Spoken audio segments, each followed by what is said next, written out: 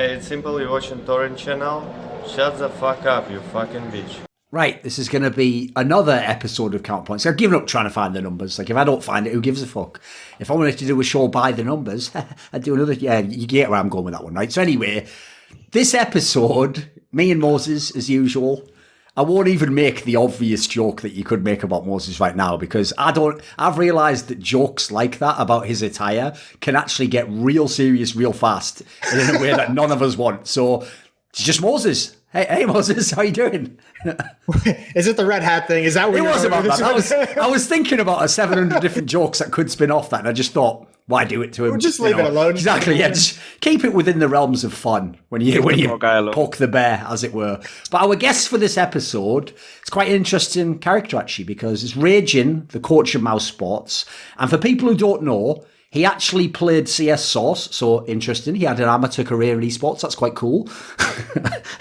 You have to realise, Rejin, me and Moses are the sort of people where, like, even now, when CSGO is fairly close to Source in some senses, like the engine looks quite similar, and so we've had to some degree sort of admit, like, you can still enjoy Counter-Strike where it's not 1.6.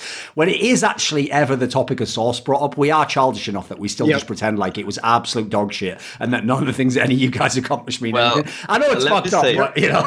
Let me say like this. I only switched to Source because that was way easier to get on the top. So, like, my career in 1.6. Ironically, that's probably the primary reason why we rip into it all the time. I like the cut of this guy's jib. That's all I'm going to say. That was just easier to get into. I mean, like, when I switched it was just like I was instantly a top player there. Like, almost like. So, for me, it's like it makes sense to switch there because I was kind of stale in 1.6 back then. So. There's a part of me does always think, like, when Henry, like, recalls his career and, like, all the great accomplishments, I'm sort of like, don't know if you'd have been doing that against Neo and Forest, mate. Listen, Henry, you got some skills, but I don't know about that. We had some pretty good players in 1.6, you know. I think Henry's the only person I won't talk shit to about Source anymore, because I've done it so many times that now it's not even fun anymore. He just gets pissed off. He just goes, like, straight to angry. That's actually one thing people don't know about Henry. Despite what a lovable character he is, and on camera, by the way, he is brilliant at taking a joke. But like, there are definitely certain buttons that if you push with Henry, like, it just goes dark. Like how shitty Source is. Exactly. But you can straight up say that Source was a bad game compared to 1.6. It had a lot of problems, obviously. But I mean, like, I also missed 1.6 a lot when I switched to Source, and I actually stopped playing Source and went back to 1.6 to try and like refuel my career, how to say, whatever. But it was less like it was way too impossible to get up there. Like, there was only MTW from Denmark and Arcadian's team. I can't remember the name of that. Like, there were two teams and they were actually getting invited for everything. And it was impossible to do anything back then. So I quickly switched back to Source again. Right, one of the concepts I had for this show is, I know from even talking to you, you're one of those coaches who actually is putting in the hours watching demos and studying the opponents and stuff. And obviously you're a guy who's not afraid to give his opinion on certain topics. So I thought what we could do is, we'll do some discussion about mousesports. Obviously we can get some insight from you there. But I'd also like to just get your take as we give ours on just some of the other top teams in the scene. Because I actually think right now, for me, the reason why the scene right now is super interesting is, aside from Astralis, who if they don't win the tournament, it's like it takes like the other team's best performance to beat them. So they are the obvious number one. Everyone else who's even in the top, like let's say even the top 6, has like strengths, but also like key flaws that can fuck up the whole tournament for them. So right now, I think what's cool is we can celebrate what's good, but we can also criticize even like number 2, number 3, number 4 teams in the world, which is usually quite unusual. You know, normally people think all the top teams are the gods, and back in the day, especially, it used to be, you know, the top 5 would always dominate everyone in the bottom 5, and you know, like the top 10 was kind of lopsided in that way. So there's a lot we can go with this. So let's start with mousesports though. So one thing I wanted to know is, a problem you have in mousesports is, cause karrigan is your in-game leader, and he famously, through his whole career, has been one of those in-game leaders who hasn't actually really gone to coaches who are like the tactical guy who give him loads of input. It's more like he kind of runs the show that way, and then the coach is like managing the personalities of the players and doing other things that a coach can do. It means that I notice you don't ever get any of the credit for all these wins at mousesports, Zad, or beating us. Everyone just goes, and I do it as well, I get caught in the trap. They just forget and they just go, oh, karrigan's a bloody genius, isn't he? Everything he does. Fuck you, Nico. Like, you never even get a look in. So how do you handle that? Are you all right with it? I mean, yeah, he deserves everything. Like, of course, I also do my part, but in the end, it's about the players, and the players should be getting all the attention. And I mean, like, I don't mind it. Of course, it would be nice to get some recognition once in a while. Sure. But I mean, like, in the end, it's about motivating them, getting them up to speed, and like making them as comfortable and have as much confidence in the end. So I think in the end, it's all about that. So it doesn't matter if it's me who's calling something in a tactical pause, or if you can talk during freeze time, whatever. It doesn't really matter as long as we win the round and we win the game. Whoever gets the credit for that, I don't really care. Like. If it's Finn who gets it, it's good for me because I know he's gonna be confident and he's gonna be more like he's so good at doing what he does. Like you know that anyone else, Thorin. So Sure. Okay, what about this then? Because in line with that, I'm sure it wasn't only karrigan who, I mean, from talking to you, I know this is not the case. It wasn't just karrigan who sat down and figured out all these like role changes that you had, like I think it was DreamHack Malmo around that time, that have actually resulted in all these championships now, these big performances where if anyone doesn't know the history of CS, it's extremely rare that a team has a lineup, the same lineup for as long as you guys did, and then suddenly gets like twice as good pretty much and goes right to the top. Like you guys were hanging out like bottom of the top 10, not even making, I think you made one semi-final at a big tournament. And then obviously more recently, you almost won 4 tournaments in a row. So what was your input? What was the genesis of this ridiculous run? I mean, like we have to start back in, I think, during the major. We talked about like, okay, so we didn't really hit our strive. We didn't really hit our goals that we wanted to. And I was speaking with Finn about this one-on-one. And he said, like, well, I always have this plan in my, like this idea by switching Chris and Frozen, which make perfectly sense because Chris, I think last year he was like number 1 or something like that in like entry kills and stuff like that. Sure. When he was the RGL. Yeah, exactly. So that role switch actually was pretty easy to make. Then furthermore, I started to study all our demos and like looking at like where do we put Robs, where do we put David Frozen, like how do they play out? And I saw Robin playing on A side Mirage, for example, the same position. Like it's an extremely tough side to play, and if you have a guy there, if he kills one guy, it's enough. You know, like he can go 1-for-1, and it's more than enough actually, because the A side is so easy to retake. And I just feel like we have this star player, like doing 1-for-1, which is not good enough in my opinion. Like he should be able to multi-frag and go in and do more. So I actually talked about him like, do you want to try and hold connector or like move away from A because you've been playing there for 3 years? And he was like, I'm not sure. He's a very comfortable person.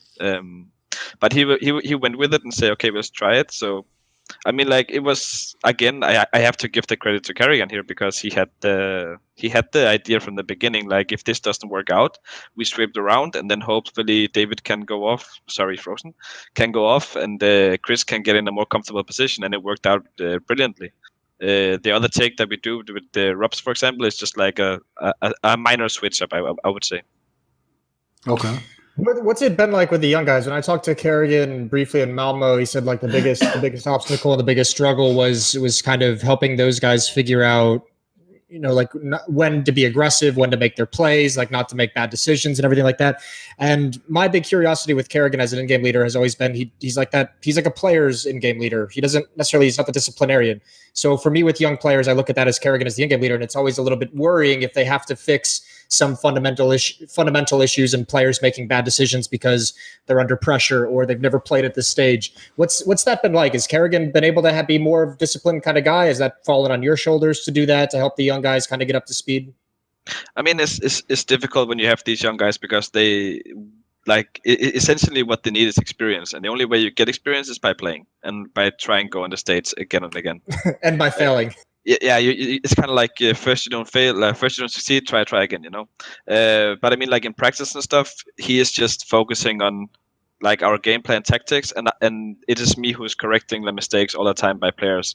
And I must say, like that's really cool from the guys. Like the first time I entered TeamSpeak, I said this is the way I do it, and if you don't like it, then we can always change it. But they actually just agreed. I thought he was going to say like, then get the fuck out. Get the fuck out. Exactly. No, of course. Like, I mean, like this is my way of doing it. Like I've been doing it for like 1 year, like full time before I joined Mouse. So it's like this is the way I do it. And if you don't like it, let's try and change it so it fit this team, you know. But everyone was like they don't even know me. Like Robs and Frozen and Voxic have never heard of me before, you know. So I was actually pretty it was like kind of, I don't know the word for that, like scary to go in and tell like Bit intimidating, maybe. Yeah, because like these are top tier players. You don't get better players, to tell them that you make a mistake and you should do this instead. But they were actually really, really nice and just listened to me and like, yeah, right, you're right about that. Or we never come in discussion because you never really get out of a discussion good if you're not trying to correct mistakes. It's just more like, okay, that's your opinion, this is my opinion, and maybe we meet in the middle, or maybe I'm wrong or you're wrong, doesn't really matter. Like as long as you reflect on what your decision was and you try to make it better. And that's something we spend a lot of time on during practice and stuff. I would say like the more we played, the less time we used on it because people were actually getting better, like in this decision making and stuff like that. And then it was more like tactical wise, maybe Flash was wrong, etc., etc. So, did this run to end the year surprise you? Did you guys see it coming at all? Or was it like holy shit, we're actually doing it? I must say, like, we had a boot camp before CAC in Shanghai. I came home to my daughter's birthday, like one day during the boot camp to celebrate her, and then back again. And I just told my wife right away, like, we're gonna win this. Like, I can just feel it because we're playing so amazingly. People were communicating really well, and it was just really on par, everything. So, like, and that's the last time I said that was in DreamHack Tours. Like it was just this feeling like everyone knew we were gonna do it. So we came in super confident with the CAC. We should never have won that after the Tai Lu match, but that's the thing I was wondering about there. Like, listen, that sounds great if people already know you won the tournament. When you were like telling your wife, like, we're going to win this for sure. Like, I can imagine that moment when Tai Lu was up a map and then they were literally at series point on Inferno. And it's like the Curb Your Enthusiasm music starts playing or something. Like, surely at that moment you thought, we fucked it. Like, that was kind of the real turnaround in the game for the team, right? I mean, like, we've always been able to come back. Like, the first time we tried it was during the minor qualification to to the major against Sprout, lost the map, being down 12-3 as CT on Dust 2, or when we joined T. And we came back from that, so we tried to come back and we did it so many times. So we know we can do it and we never give up. But the fact that we did it is always like a surprise to me, because it's just like, who comes back from these like deficits, Right. I'll just ask this question as though I'm not even going to speculate. I'm just going to ask it as a straight up interview question. So since you referenced Dust 2 there, if you notice, I'm often very critical of a lot of the top teams that have Dust 2 as their pick. I will say, I notice your team doesn't pick it often. You let it go to the third map, which I like in itself. That's actually a better way to do it. But one of the reasons why is it's, as you see with even the best teams, Team Liquid, EG, Astralis, they all go through slumps where you'll just, even if you're in theory the best team on that map, you might hit like 2 months where you go 50% on it. And so that could literally cost you a series, could cost you like a 2-0 that was going to be easy, becomes a really hard 3-mapper, right? What is it about karrigan or this mousesports team? Because that map, you guys have been money on that map. Anytime you've needed that map to win you a series, to get you a it happens every time, it feels like. Yeah. So what is it you guys have nailed about the map that other people still struggle with? I think it's really difficult to say like why we're good on it, because I feel like there's so many great teams right now, like individual wise, and Dust 2 is pure individual. There's not so many tactics you can do. There's not so many counter plays you can do. It's more or less like the same. It's going to play out the same way every time. For some reason, karrigan is just amazingly good in calling these mid-round calls as a T side, which always grant us like 12 rounds, 13 rounds sometimes. So and also like Voxic, like what are you gonna do against that man sometimes? Like he is just absurd on Dust 2. It does help having a guy with an insane sensitivity when the double doors still exists and you can just AWP people through it as they go to B. That'll help. That helps. I mean, like it's just crazy. Like I think like also Dust 2 is a really dangerous map to pick because you never know which side is going to be good. Like the play style. Are you individually there? Is it the first map you're gonna play, or is it the second or third? Like you said, like for me, it plays a part in all these things. It's also why we never pick it. I would say, like, of course, if a team is really bad on it, we of course will punish it, sure. like who anyone else would do. But I mean, like, it's just so hard to dissect that map because one day you see Vitality beating whoever, and next time they're gonna be trashed on by some other team. So it's really hard to dissect that map, I think. No, I mean, actually, I'll add to that because I think you've nailed like basically the problem there. It's like obviously you do pick it as a punish pick. That makes perfect sense to do. What doesn't make sense to me is when people treat it just because they look at their win rate on HLTV and they think, like for example, if I'm the best team in the world on train and you're the fourth best team, well, of course I'll play it. I'll probably beat you on that map. Like there's a lot of like routines to that map that you can reliably win by even 10% margin. The difference is I hate it when teams like EG pick Dust 2 into another team that's really good on Dust 2. It's like, holy shit, you're just rolling the dice, guys. Like, what if they just have a, like you say, what if you have a bad CT half, but you think it's all right, it's a T-sided map, but then your individual players aren't going off. Suddenly, your entire game plan's just wrecked. Yeah, I appreciate that roll of the dice, though. I appreciate the gambling. That spices things up. If you're a low level team, I don't mind it. But it's if you're a top team, it kind of kills me inside, you know. Like if you're like within the top 5, top 10, I would say it's ridiculous to go with the rolling the dice. Like unless you're clearly underdogs. Like if you're playing against Australis, gamble away. Like for every team out there, I would say. Like I don't know what's with Australis is so good, man. Does Australis feel that far ahead of the pack when you practice against them versus other teams, or when you play against them in tournaments? Are you just like, holy shit, this team really still is just like 3 steps ahead of everyone? I mean, like we practiced them, but it's like been like 2 or 3 months ago we practiced them, I think. So it's for me it's a little blurry there. But I mean, like when we played them in Pro League, it's just like holy shit, they don't make any mistakes, you know. Luckily for us, we have a guy called Karrigan who knows how to play against them. So we were pretty confident going in that map. So.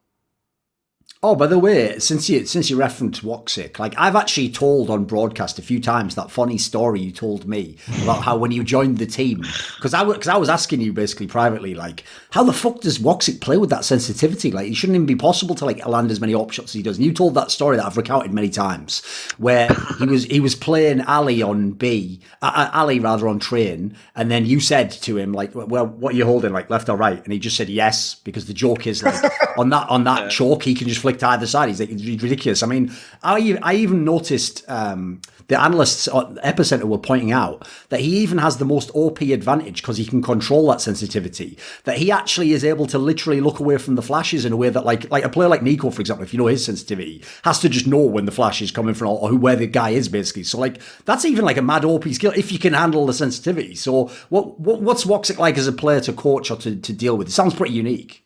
I mean, like he is a special guy, like in a very good way. Like me and him has a really good friendship. Like when we're not working, when we are working, it can be pretty heated sometimes because of our like his cultural way of being. Moses, you would appreciate this, right? Even though I don't know anything about the culture of Turkey, so I'll just give you the analogy for any North American like viewers.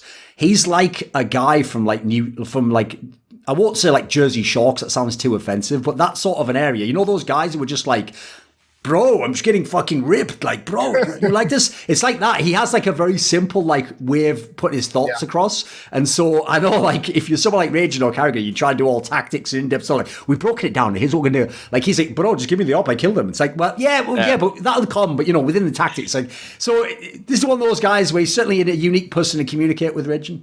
I mean, when I first tell him that he made a mistake by communicating wrong or misplacing himself or reacting wrong or whatever, he tends to have this, and I think it's like just a cultural difference. Like he just goes super defensively, you know, like he don't want to talk about it or like, yeah, whatever, you know, like doesn't matter. And it's like 1v1 me, bitch. Yeah. And for me, I'm super stubborn, and I'm super stubborn there. So it's just clinched so hard sometimes. Right. But I mean, like when we're like when we're not at practicing and like focusing on the mistakes and stuff, like there's literally no problem there. And like from us, like I said before, like from outside the game, me and him is hanging out like all the time, like going out and having fun. And he's just a really, really good friend, like close friend to me now also. I mean, like this team chemistry in general is just amazing. Like I don't know exactly how, because when you look at it, it's like 6 individuals that shouldn't be together. Like it. I mean, everyone's a different nationality, right? Yeah, except me and Finn, of course. But yes, yeah, sure. It's just so weird. Like when you look at them, their personas, their personalities, etc. It doesn't make any sense that this team works this well as it does. It's just crazy for me. Well, that was one of the exciting parts when this team formed. That was like one of the cool things to follow is like, oh, look, another, quote unquote super team, but in the sense like everyone is just, it's not a national team in any way. Everyone's just come together and everyone is kind of interested because we always have that conversation of, are there going to be full international lineups that are able to compete with some of the best teams, with all Danish lineups, with all Swedish lineups, or whatever have you? Is there anything that you notice like culturally that is like a positive? You just talked about Razzaq being a little bit defensive because of his culture and everything. Is there anything between the 5 players that you see as like a cultural positive that's brought to an all international lineup? I mean, the fact that you're not the same in any way, like we have a Muslim on our team, we have some guys who's from other parts of like believing and stuff. It's just like it makes I think it makes everyone more clever, so to say, like in one another, because you learn all the time from each other, and like I think it's hard to pinpoint exactly this is good or this is bad, but I mean like the fact that you're not the same does that you're actually really interested in one another, Do you notice? Well, do you notice anything like stylistically with Counter-Strike? Like, does anyone come in and say like, how like Danish Counter-Strike is known for having like their set organization and their system and their map control style. Swedish Counter-Strike is way more free flowing. Is there anything that someone brings in from their region of Counter-Strike where it's like let's try this, like or something along those lines? Do you know what I mean? Like it makes perfectly sense. Like for me, like if you want to go in more detail, like Finnish CS for me has been like always been back to like 1.6 when it was Nasu, Lerpers and all them. Like they were just full on aggro. I remember like that we call like the Finnish style of playing like full on aggro as CT or whatever, playing really fast as T. I think here is like we just listen to karrigan, like more or less, and then we do our own inputs. Like okay, so we just like makes the strat a little bit different, or like the playstyle a little bit different compared to that. But I don't think like this as you had that before, like I said, with the Finnish contract being really aggressive and stuff. I don't think you have that much more because of the FPL and stuff. So like everyone is playing together like right. I think that fact changed a lot. Besides maybe Danish CS is still really strong. That must have helped the other regions, right? Where like the teams. I mean, obviously someone like Frozen must be a good example, because if he had to play through his national scene, even if he got eventually to be good enough to join a team like yours, he wouldn't have the experience of playing with any of those players from FPL. Like he wouldn't be able to steal a little secret for how to play a spot or how someone's going to play you in a tournament, right? That's got to help.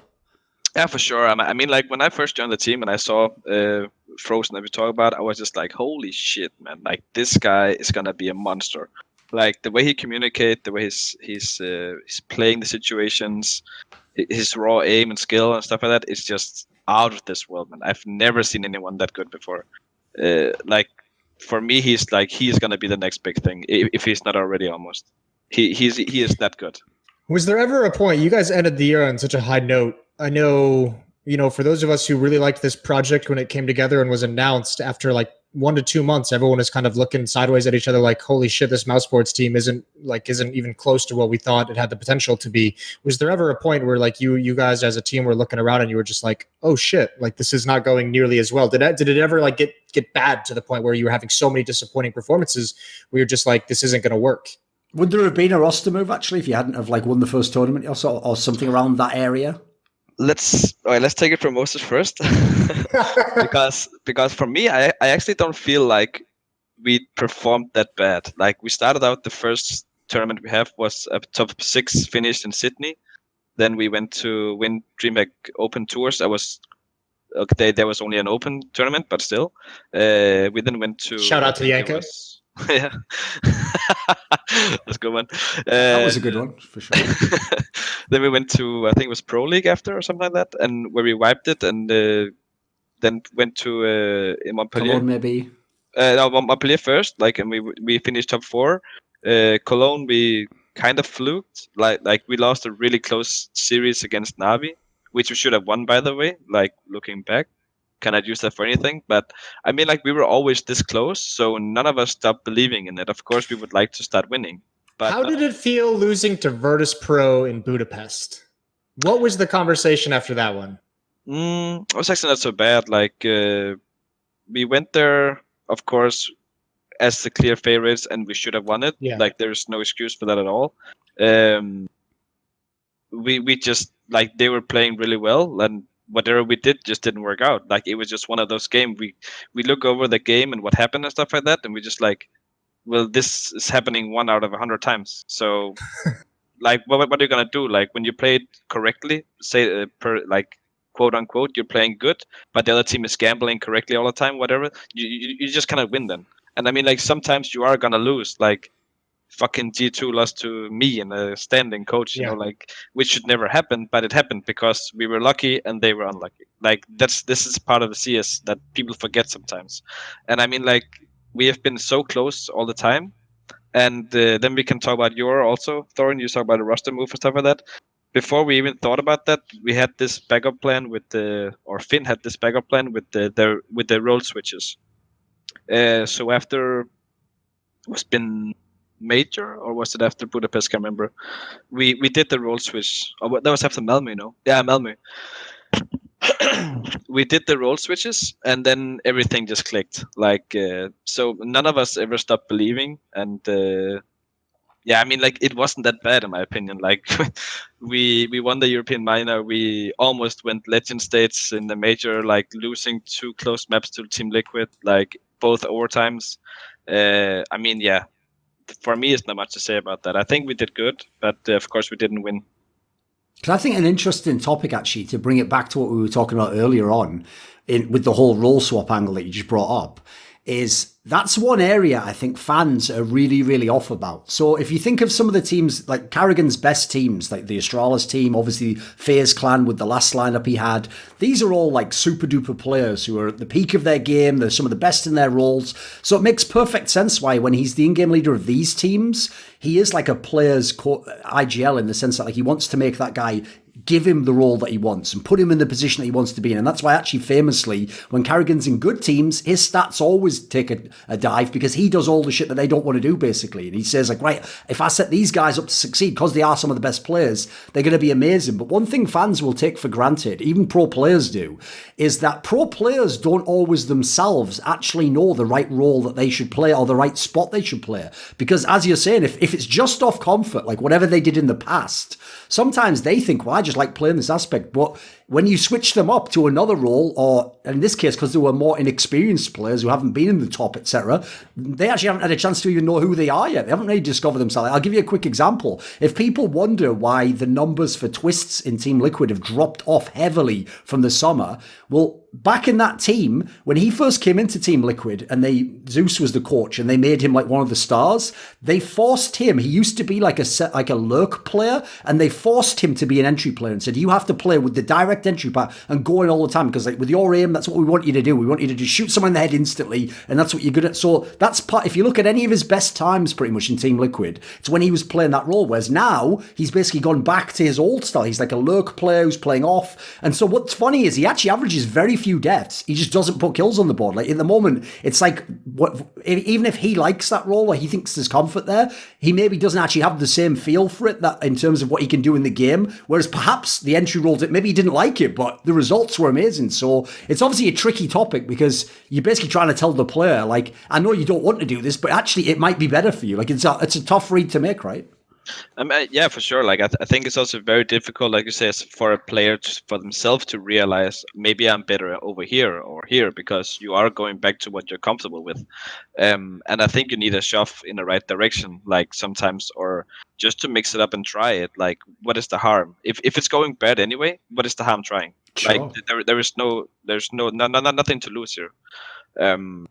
But of course, it's going to be difficult for themselves to see, like, so I'm like playing a decent level here, but can I play like really good over here? Like, it's a weird concept to like just start thinking about yourself, I think. So I think it takes like a nudge from the outside or like the in-game leader or whatever to like push them around and try and see what else can work, you know? How long do you think you can stay at this level at you're ranked number 2 on HLTV? Like Duncan said, you almost just won 4 events straight. How long can you compete at this level, you know, with the calendar, the schedule that we have? You know, is this going to be a tournament in, tournament out, or was this just a nice run of form to end the year? Like, he was thinking. I'll tell you what. Right, I've just read his mind. He was thinking about saying some sort of joke, like, "Well, you know, I mean, we'll have those blast events off, and then there'll be no NA league." So, like, you know, what Moses is like, you know, we'll have our time to prep. No, he wasn't really. Come on, what do you think? Yeah, well, I'm always cocky, so we're gonna be number one after Katowice. So that's how it is. Oh, I like that. Clip that. There we go. I mean, like, there's nothing more to say. Like, we're playing really amazing. The guys are playing really amazing. Everything is clicking. I'm just saying, Astralis, watch out, you know. Are you worried at all that there's like when you look at some of the teams that we've had in the past? There was Astralis who tried the experiment of taking some events off before Cologne. I think like 2 years ago. We just had Liquid, you know, have that crazy run going into the player break, and they came back and didn't look the same. Are you nervous at all that there's a break right when you guys seem to be picking up momentum? Like, what is it that you think as a coach, from that point of view, makes teams struggle coming out of a break? Is it literally just rust? Is it bad preparation? Like, why can't teams seem to take a month off and come back at the same and just pick up where they left off? It's hard for me to say like exactly what happened when Astralis took off or Liquid took off, but one of the things that I think people may be forgetting is like how hard did they actually work before that? Because I think work ethics is by far the most important thing. Like, if you're like, we were working our asses off since November to the almost end of December, you know, like there was literally, we had 2 days off or something like that, and we were working super hard, everyone. And there was also like, we were drained at the epicenter, like there was no energy left. So of course you need the break. Sorry, you need the break, otherwise you're gonna get burned out as F, you know. So it's important we all took a long break, and then we go back, and then we just picked up where we left, you know, hard work. And that's the only thing that works, in my opinion. Like, because I think like what could have happened with Liquid without me knowing is like, you were number one team. They had an amazing year, an amazing run after Cologne. They took a little while off, and then they kind of fluked. But in a way, they didn't fluke, in my opinion, because they still did up great results, in my opinion. Like, they lost to Astralis in Major, and then they start going downhill from there. But what happened was, like, for me, without knowing, I just think they didn't work as hard because they were really burned out, you know, and they didn't really had a long vacation or anything. So yeah, but it's just guessing. I'm not sure. I mean, from knowing some of the players and talking to them, I don't think it's a problem to reveal this. Like, basically, their mindset. This is one of the things. Like, Moses talked to them as well when it was around the major as well. One of the craziest things about them was, right, even though to me, yeah, I could see when the major started, they weren't at the level they were in the summer. Like, like, for example, when they would just win like every 2v5 with fucking deagles and a half by and like stuff that should be impossible, but they were just doing it regularly and then being the best team as well, right? They weren't doing that stuff. But to me, it's like, okay, you can start a tournament slow, you know, you can work your way back into it. But what was crazy was, even way before they lost to Astralis, if you talked to some of them, not all of them, but some of them did kind of have the mentality already of like, yeah, it's not really going that well. Like, you know, I mean, they implied that at their boot camp, it's like, because they got to the boot camp and then they were just losing loads of scrims, it's like before they even entered the tournament, their confidence was shot. Whereas, like, that's an area as well. I think this actually ties into a lot of the current teams that are the younger teams. Like, EG's a great example. Even though in terms of their skill in the server, they can beat anyone and win the tournament. One of the reasons they don't, for my money, is if anything starts to go wrong, they don't have the like champions mindset that the Astralises of the world have, where it's like, right, well, who cares if we lost all these scrims? Like, as long as we figure it out in the match, that's fine. Or if this player's playing bad, maybe this other one will figure out a way to win. You know, it's like they don't sort of like get down based on the negatives. They almost battle past them. But I've noticed this was very similar with EG recently when we were talking to them in the Epicenter event. They also, before they would even lose the match, would sort of be talking like, yeah, we are burned out and don't know if we're going to win this one. And you'd think like, holy shit, like you've kind of lost the battle in your mind before you lost it already. You did in the game, right? Yeah, I mean, like when you start looking negatively at yourself, even before, you already lost the match here, in my opinion. Like, you have to have a good state of mind, a healthy state of mind. Like, and if you're not able to do it yourself, you should have someone who helps you. You know, a sports psychiatrist, a psychologist, or whatever. You know, Sure. Because like for me, I also totally agree with you. Like, whenever I talk with the Chet, the Aegis coach, or Breezy, Serg, or whatever, it was just like they just sound so they wanted to go home, you know. And if you're in that state, then you don't like. Put it this way: when Rejin would banter them, because obviously mousesports, even when mousesports was worse than EG, used to beat EG every time, Moses, right? When Rejin would just banter them, and he was doing it like half banter, like it wasn't serious. He would just be telling them, like, I'm gonna fucking wreck you guys, like I'm inside your head, like I'm gonna beat you again, right? If you actually believe you can win the game, you banter back, don't you? They would just take it, Moses. They would just be like, oh, well, what can we say? He's right. It's like, I was looking at him like, what the fuck? Like, start talking that shit. Like, tell him you're going to fucking wreck him. What?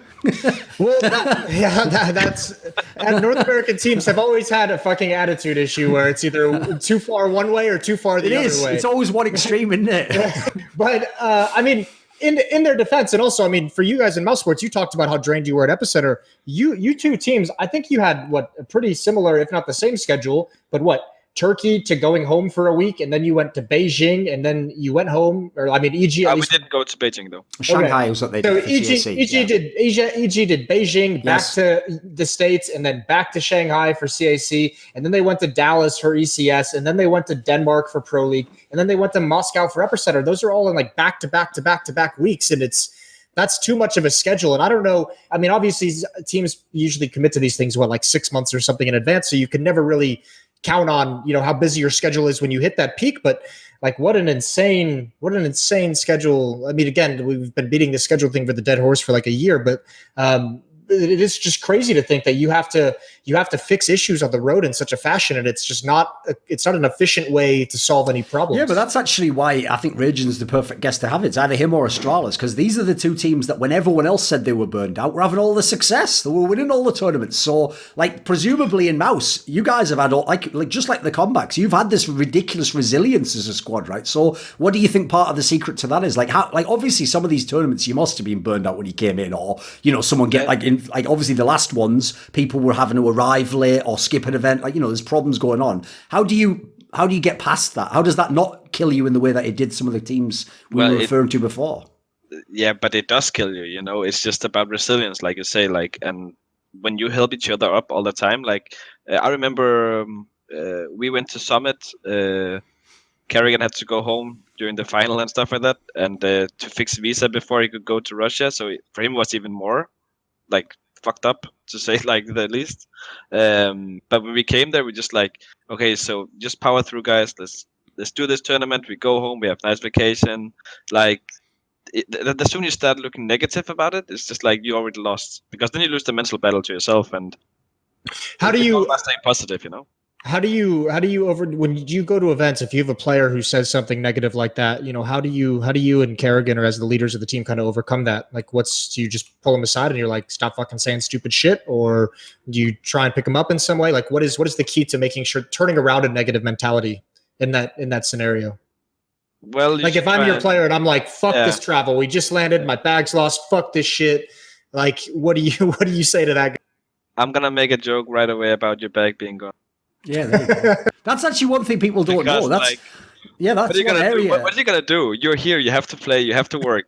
Like, do you want to have fun about it? Do you want to be pissed about it? Like, there's this is actually serious though, Moses. One of the things that's very weird, if we want to tie it into what you said before about having all these nationalities and yet it's working and they get all this good communication, like that's one thing I will say about when Karrigan was in FaZe Clan that I always did think was going to hold them back, is if you ever saw them as players, because every one of them was like a superstar player who'd been in like the star of their team stuff, they never, like, put it this way, most of those players weren't all friends. Like, they were like mildly friends. Only, these two liked each other and these other two liked each other. But it was kind of like when the game's done, you go your separate ways and you do your own thing, and then you think yourself like a rock stars. Like, we come together and play the game, we win in the game, and then go do our thing. The difference in mousesports is Karrigan and Rejin are always trying to keep the atmosphere light. Like he says there, like if a player's going down a dark route, you immediately make it like a banter moment, or you make it like, don't take yourself too seriously is kind of the message. You kind of get like people back on track. Because I've noticed actually, for a team that is all these, they're not all from the same countries. It's not like they all know each other and have all the in-jokes that you would. They actually have a ridiculous like camaraderie, I would say. Yeah, that's also what I mean before. Like, I'm not sure where it comes from, but like, it's just working out. Like, everyone is, I think, to a certain amount different enough that it makes sense in the end. Karrigan is one of the most likable people I've met in the scene, though. So I mean, it doesn't like surprise me in that sense. Chris J as well is like super chill to hang out with. So yeah, I don't know. It's just Put it it's this way, just I'll give you an example. Like, this isn't like secret info or whatever. I'm just saying something that's totally fine to reveal. I'll just give you an example of the sort of like attitude that Karrigan has, right? So when they were going to play the playoffs at Epicenter, right? Karrigan gets on the bus. Everyone gets on the bus. Like, the talent's there as well. We're all waiting to get bussed over to the arena. And obviously, logically, because they're playing the first game, the first thing they're going to do when they get there is have like a team talk and work it out, and then they're going to get ready for their match, right? And they're going to play the match. But when they get on the bus, Karrigan just turned to everyone and just goes, like, pretended as though he was going to put some headphones on and just goes, right, see you all in about 2 hours then. And then just like turned away as if they weren't going to talk about the game at all. He was just going to turn up to the match, like, which obviously isn't true, but he was just, yeah, again, it's the start of the day. Everyone's waking up in the morning. You're probably even thinking about the match. If you're a young player, maybe you're wondering what's going to happen in this battle. And it's just a fun way to sort of like draw you out of it and make you think like, oh, I've taken this too seriously, Anna. Like, obviously we're going to do our jobs. Yeah, I mean, like, I think it all comes down to, like, if you have these tilt factors or tilt moments, you just have to figure out what is causing them and how can you prevent it to happen. And like we always have a sports psychologist we also talk to, and trying to figure out and come ahead about all these things, you know, like why are you getting tilted about this moment, for example, or whatever happens, you know, and like how can you prevent it? And if sometimes you cannot do anything about, like, you can only control the controllables, so to say. This is something we say all the time. Like, if Robin is pissed about the way table is standing or the screen is bad or something, it's just like, yeah, but what are you gonna do? You know, like, you can be pissed about it, but you cannot change it, or you can accept the fact and then fucking play the game, you know. And it's all about that, I think. Like, if you can, like, you can always try and change what you can change, but when you're at that point where you cannot change anymore, you just have to come to a state of mind where you kind of accept everything and just be like, okay, we're here and now we play. Like, and that's super hard to go to if you're alone about it. But if you're a team and 6 people all the time telling that shit, Yeah. you're gonna do it, you know. If we talk about some other teams, obviously we've referenced them already. Like, the team that you guys were the Kryptonite of, even before you were as good as them in the rankings, was Evil Geniuses. So even when this team was actually pretty good, and when they had Daps even as an in-game leader, like, you guys, every time you faced them, somehow it just worked out for you. Like, what would you say what do you like about playing that team? I think we're playing kind of the same style, but we're just better at it. It sounds super arrogant to say it like that, but I just feel like Karrigan has the edge there. Like, when you take Stanislaw and Karrigan, the way they play is so similar, but Karrigan is just better at it, you know. And because, I mean, like, the skill on the both teams is super high. So, but I don't know why it is we just beat them. It's just like, yeah, I think it's just like a kryptonite, like you say. Like, it's just work. Like, the way we play and the way they play, it just fits us so well. I mean, I would speculate, like, one of the things, if anyone knows the famous saying from, like, boxing and MMA that styles make fights, what they mean by that usually is that you want different styles if you want a really good fight. Because what happens, like, famously is if you have 2 really good boxers, but one of them is 10% better than the other one, he might just wreck the other guy because he might just control him with the jab or something, or he might just have, like, a counter to. And similarly, if you ever watch 2 wrestlers fight in MMA, it's probably famously the worst match to watch, because one of them just dominates the other. It's like watching a Quake match. One guy just wrecks the other guy completely, and then the other guy's actually good, but you don't get to see it in the fight. So yeah. I would say in this scenario, it makes sense. Like, I would agree. Listen, I know in terms of the players, EG might think some of their players are better, but if we're talking about in-game leaders who dictate the style, I do think Karrigan's a better in-game leader than Stanislaw. It's no diss to Stanislaw. Karrigan's like a Hall of Fame type player. Yeah, Stanislaw's good and all that, but yeah, of course. Karrigan is just that better, you know? Like, it's the same when we're playing Team Liquid. They're just wrecking us. Like, we even think we're doing the right things and we're playing, but their play style is just super obnoxious to play with, to play against. When you look at the way we play it, you know? Like, the premise basically in that scenario is, right, if you think about it, right, so Karrigan and Stanislaw both have a pretty ridiculous record of beating Astralis in their careers. And one of the reasons why is their style's actually a pretty good counter. Like, if the other team's best strength is always play the right way and always do prep off demos, it's really hard to play someone who's fucking amazing at making mid-round calls, who can just literally do something you didn't prep for, or that isn't what would be the obvious next move. Like, that's why, though, when they play each other, if you're Stanislaw, it's like, right, I'm inside this guy's head. Fuck, he's inside my head. Who's that behind me? Like you're trying to, like, it's the chess game, isn't it? Like, I can see why that would work, you know? I mean, like, that's also why I think, like, when you see Astralis just smashing away opponents. Like I remember, was it like last year where like no, like they never even lost a map almost. Like they were so good. But when you look at how the other teams were playing, they were trying to play like the Astralis way. And like you're saying, like Thorin, like with the boxing analogy there, with if the one guy is 10% better, then he's gonna win. And the problem is here, if you're trying to play the Astralis game, you're playing the best team in the world in playing this way. And they're not only 10%, they're 50 or 100% better than you in playing this style. So if you want to try and beat them by utility and stuff like that, well, good fucking luck, mate. It's why I always tell, I've said it many times, but I've even told the players privately, it's why I always tell those Team Liquid players, it's not like all these games are going terribly. You have times where they're getting 13 rounds, they're winning a map. It's like, it's working for you, but the key difference to me is just the tempo they play at, which is when it gets late in a map, Astralis love to do that. Like, the way I describe it is, they turn the entire map into like a lurk. Like, every player's lurking an area and you can't quite be sure where he is. And so as a result, it's like maximizing the fact that they have the best comms, they have the best prep. Well, what happens is Team Liquid just almost agree to play that style. They're like, yeah, okay, cool, we'll play that as well. And it's like, guys, like, this isn't the style for you. Like, when you guys, if you think of like a great Team Liquid round on the T side, it's like one of those ridiculous clips where if you're seeing from the other guy's POV, someone just peeks you, instantly headshots you. Another guy just deagles you in the side. It's like, you're just like, what the fuck, where did they all come from? It's like, it's not people lurking and doing a genius pincer move. Like, that's not Team Liquid, you know. So no. People do definitely get drawn into it in a match, and they're just not thinking like they would if they could pause the demo and say, right, what should I do now? They're kind of just in the moment, just agree to play their style. Yeah, it's. I mean, every team when it gets down to like crunch time, like every game tends to slow down. Like nobody wants to be the one to make that mistake. So you just kind of naturally lean towards that style to begin with, and then obviously if you go too far into it, then you're exactly in the trap that they want you to be in. But that's an emulator thing. I mean, Astralis is one of the few teams that's also willing when it gets into those late match scenarios, who will just call like some kind of crazy individual rush where you'll see a glaive like drop on top of the hut and just rush towards mini for no good reason. So you have to have like the courage and the confidence to be able to do those things. And that's one of the reasons, like you said, that Astralis is just, that extra percentage better is they don't have the fear because they just win so much. Yeah, exactly. Which I think is what we started to see out of mousesports when you guys went on that run. It was really cool being at CAC. I think that mousesports Tyloo game where you guys came back on Inferno was like the turning point. I think if you lose that series, you don't win the event, but I don't think you win the following events, because I think that those kinds of wins more than anything will give teams confidence playing together of being like, look at the odds we can overcome if we're all playing well together. And especially for young players, that injection of confidence is unreasonably important. Like it just shoots up. Sure. Like I think Frozen played some of the best Counter-Strike I've seen from him after winning that event and after that comeback against Tyloo. So that's huge.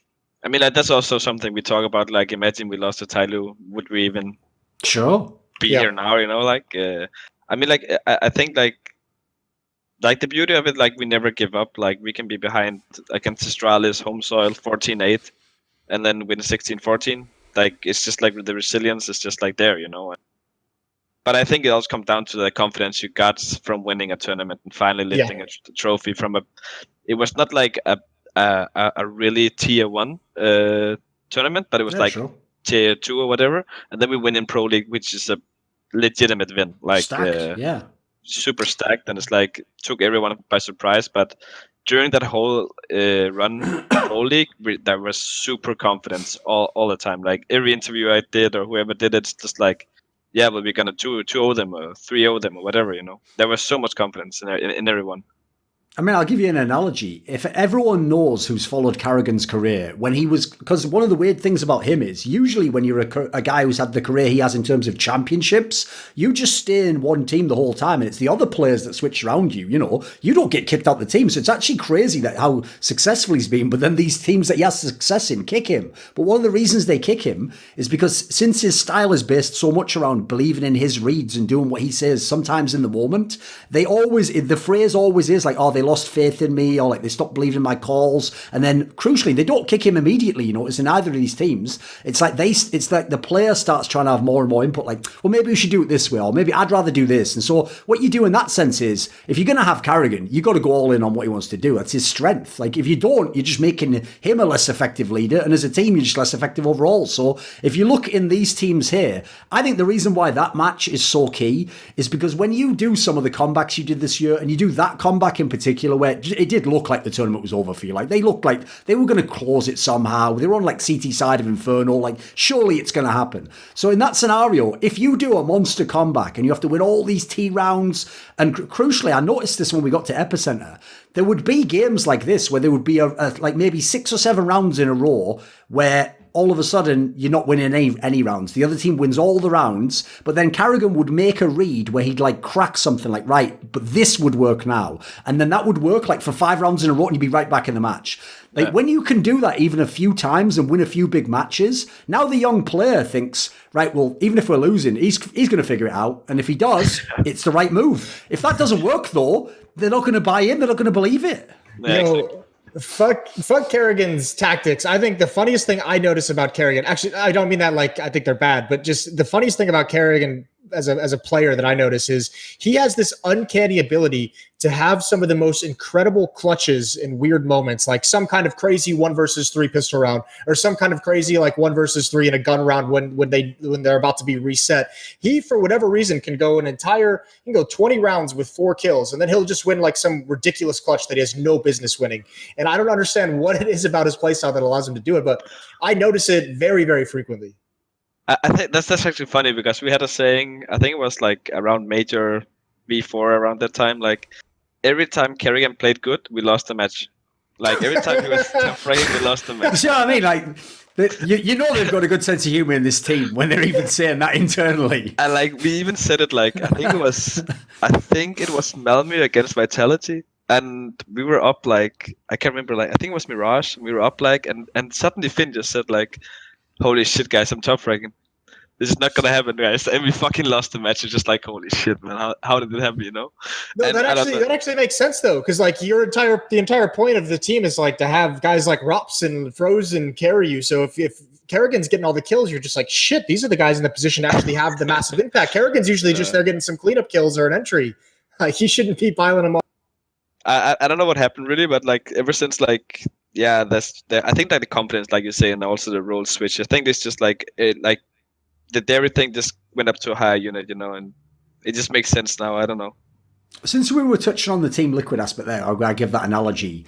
Right, one of the things that I think's so bizarre from outside is, right, when they haven't won a tournament in quite a while now, since the summer basically. So I know a lot of fans, and in light of that like fake rumor that went out there, are thinking like, should they do the roster move? Like maybe they change a player, right? The reason why a roster move is in theory an easy fix is because if mentality issues really are a problem, we'll take in one of the players that has a mentality issue out and put in a different mentality in, like they did when they added Stu. He can help. That obviously could, in theory, fix it tomorrow. The thing that tears me up, though, is on the one hand, because I have seen them lose the same way over and over again, one part of me thinks that could work, but there's a part of me also just feels like it would be a tragedy to break this particular lineup that they have up now. Because like, I put it this way, if I was you and I wasn't coaching mousesports, that's the sort of team you'd love to take over, where it's like, wait, I've already got all the pieces. Like if I can do something interesting with this guy, I'll change this guy's role. Now we could potentially be number one. Like, what do you think on Team Liquid overall, Rejin?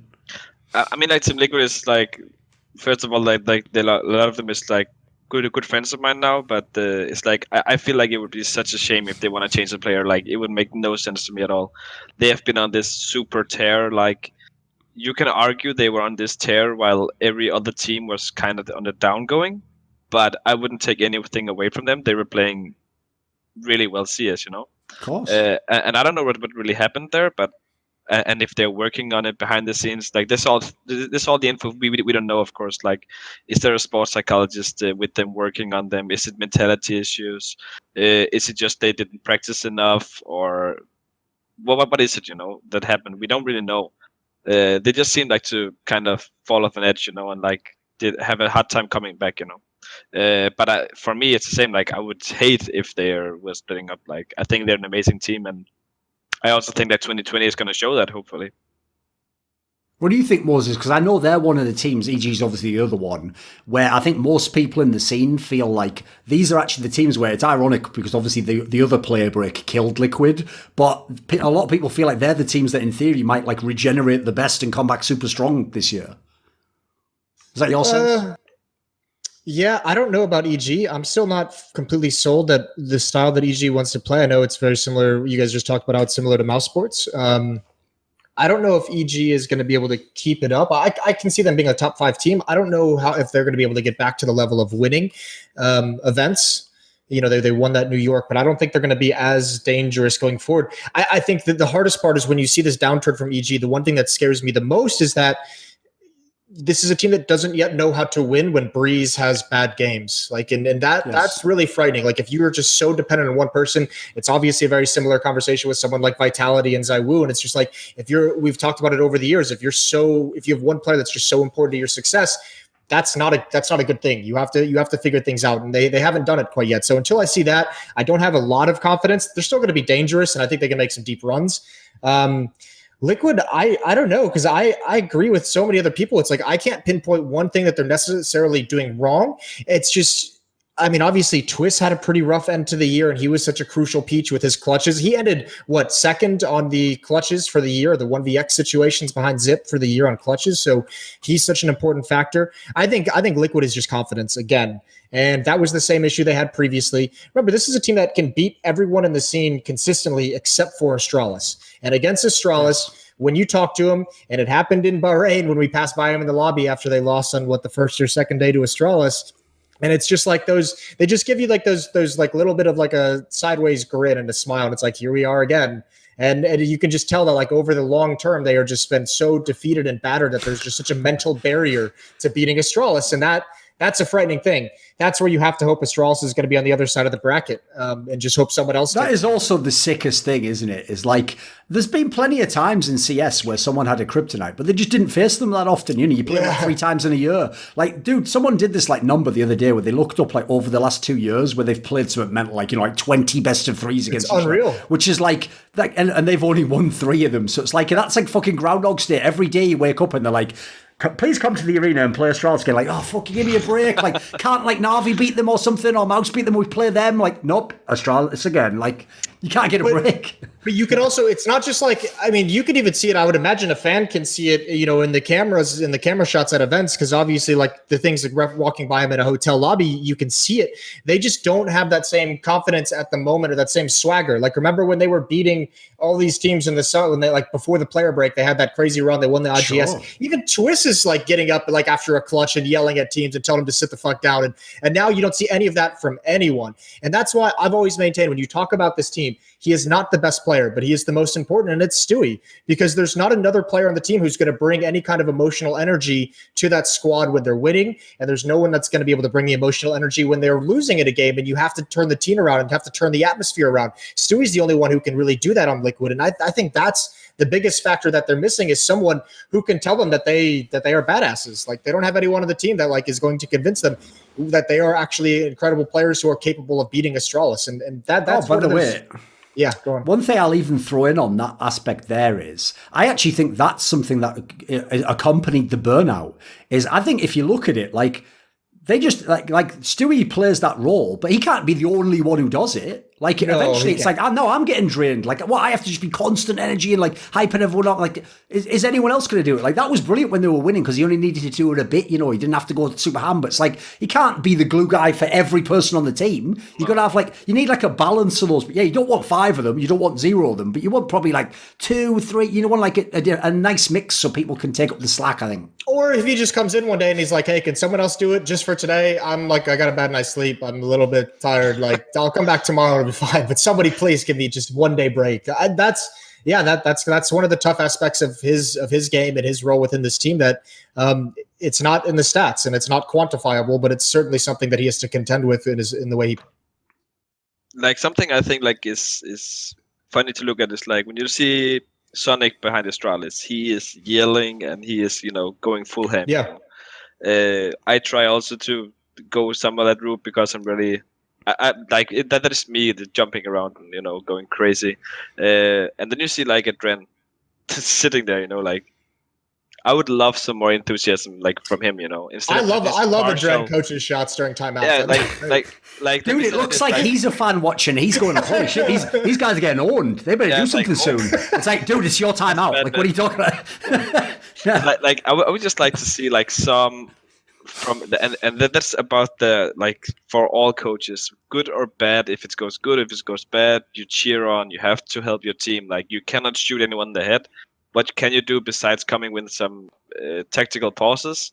But that's it. If you're not there when you cannot speak, like like you can only talk during the tactical timeout. So you have to do something else, to help the team, like whatever that might be,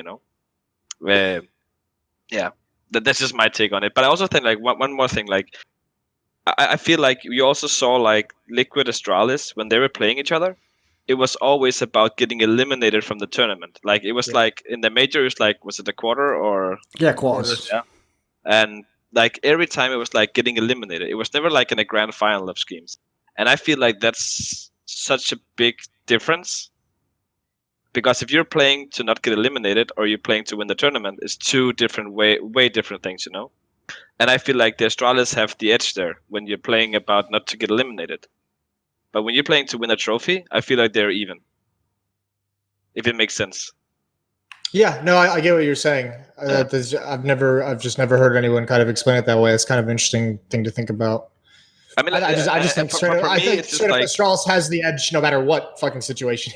I mean, yeah, you could argue that, of course, like, but I still feel like Liquid would have been like if you would have like reseeding and the during the major, like, which I definitely should like is a big budget for. Sure, Like yes. they should do that because it's just. Don't get him started on that. Don't bring it up again. Like for No, me, but the it's thing same. is- I'm on totally same page and Thorin here. Like I have to go there. Yeah. It's so bad. Like I feel like you would have a totally different major. Like Yes. and you would have maybe even another winner.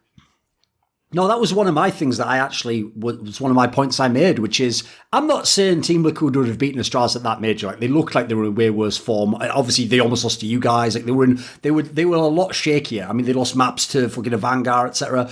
But the difference is anyone who's like known people who are champions and followed CS a long time knows that actually this is like why I'll give you a great example. If you remember back at PGL Krakow, where coming into the tournament, SK Gaming was the number one team in the world. They were beating everyone, winning everything, but they lost to Astralis, who at the time was in they weren't in a slump. They was like a top team, but they weren't the best team. Like they hadn't beaten SK, for example. And the reason, for my opinion, why Astralis dominated SK is because they played in the quarters of the major as well. They also had that thing where like number one and number two who were left in the tournament just got drawn against each other. That's the best time. Not that Astralis was necessarily an underdog here, but that's the best time to catch the team that needs to level up because they haven't leveled up. It's like the mad analogy would be like Dragon Ball Z or some shit. If while the other guy's like powering up, you just run up and punch him in his face. Like, why didn't they just stand there and let the guy power up? I mean, to little kids, sure. I don't know why I'm fucking analysing it like it's a real fight. Like, bad tactics. Yeah, whatever. It doesn't matter. I'm trying to reach them kids, even though that show came out in the 90s, but whatever. Shows how old I am. So the point I was making anyway is, like I say, I don't know if Team Liquid would have won. Maybe they wouldn't actually, because Astralis looked like they were in god tier form in that tournament when they got to the playoffs. But I do think it would have been a different match if Liquid had started in the playoffs and because of reseeding, they'd played whoever. Might have been Renegades, might have been a Vanguard, might have been someone beatable. And then even if they're in bad form, they can get through that match. And then in the semis, maybe they play Na'Vi or they play an RG or something. And then the idea is if they meet Astralis in the final, they would have had chances to potentially work through some of their problems or gain confidence from winning a big match, or one player gets his shit together. Like a lot of that I think could have changed the outcome. That's the reason why it is so key. That's why, in my opinion, things like seeding and the format make for better tournaments. I also tell like this, like 100% this factors into a player's mindset. When the groups are drawn or like the playoffs are drawn, you're looking at your path to the final. Yes.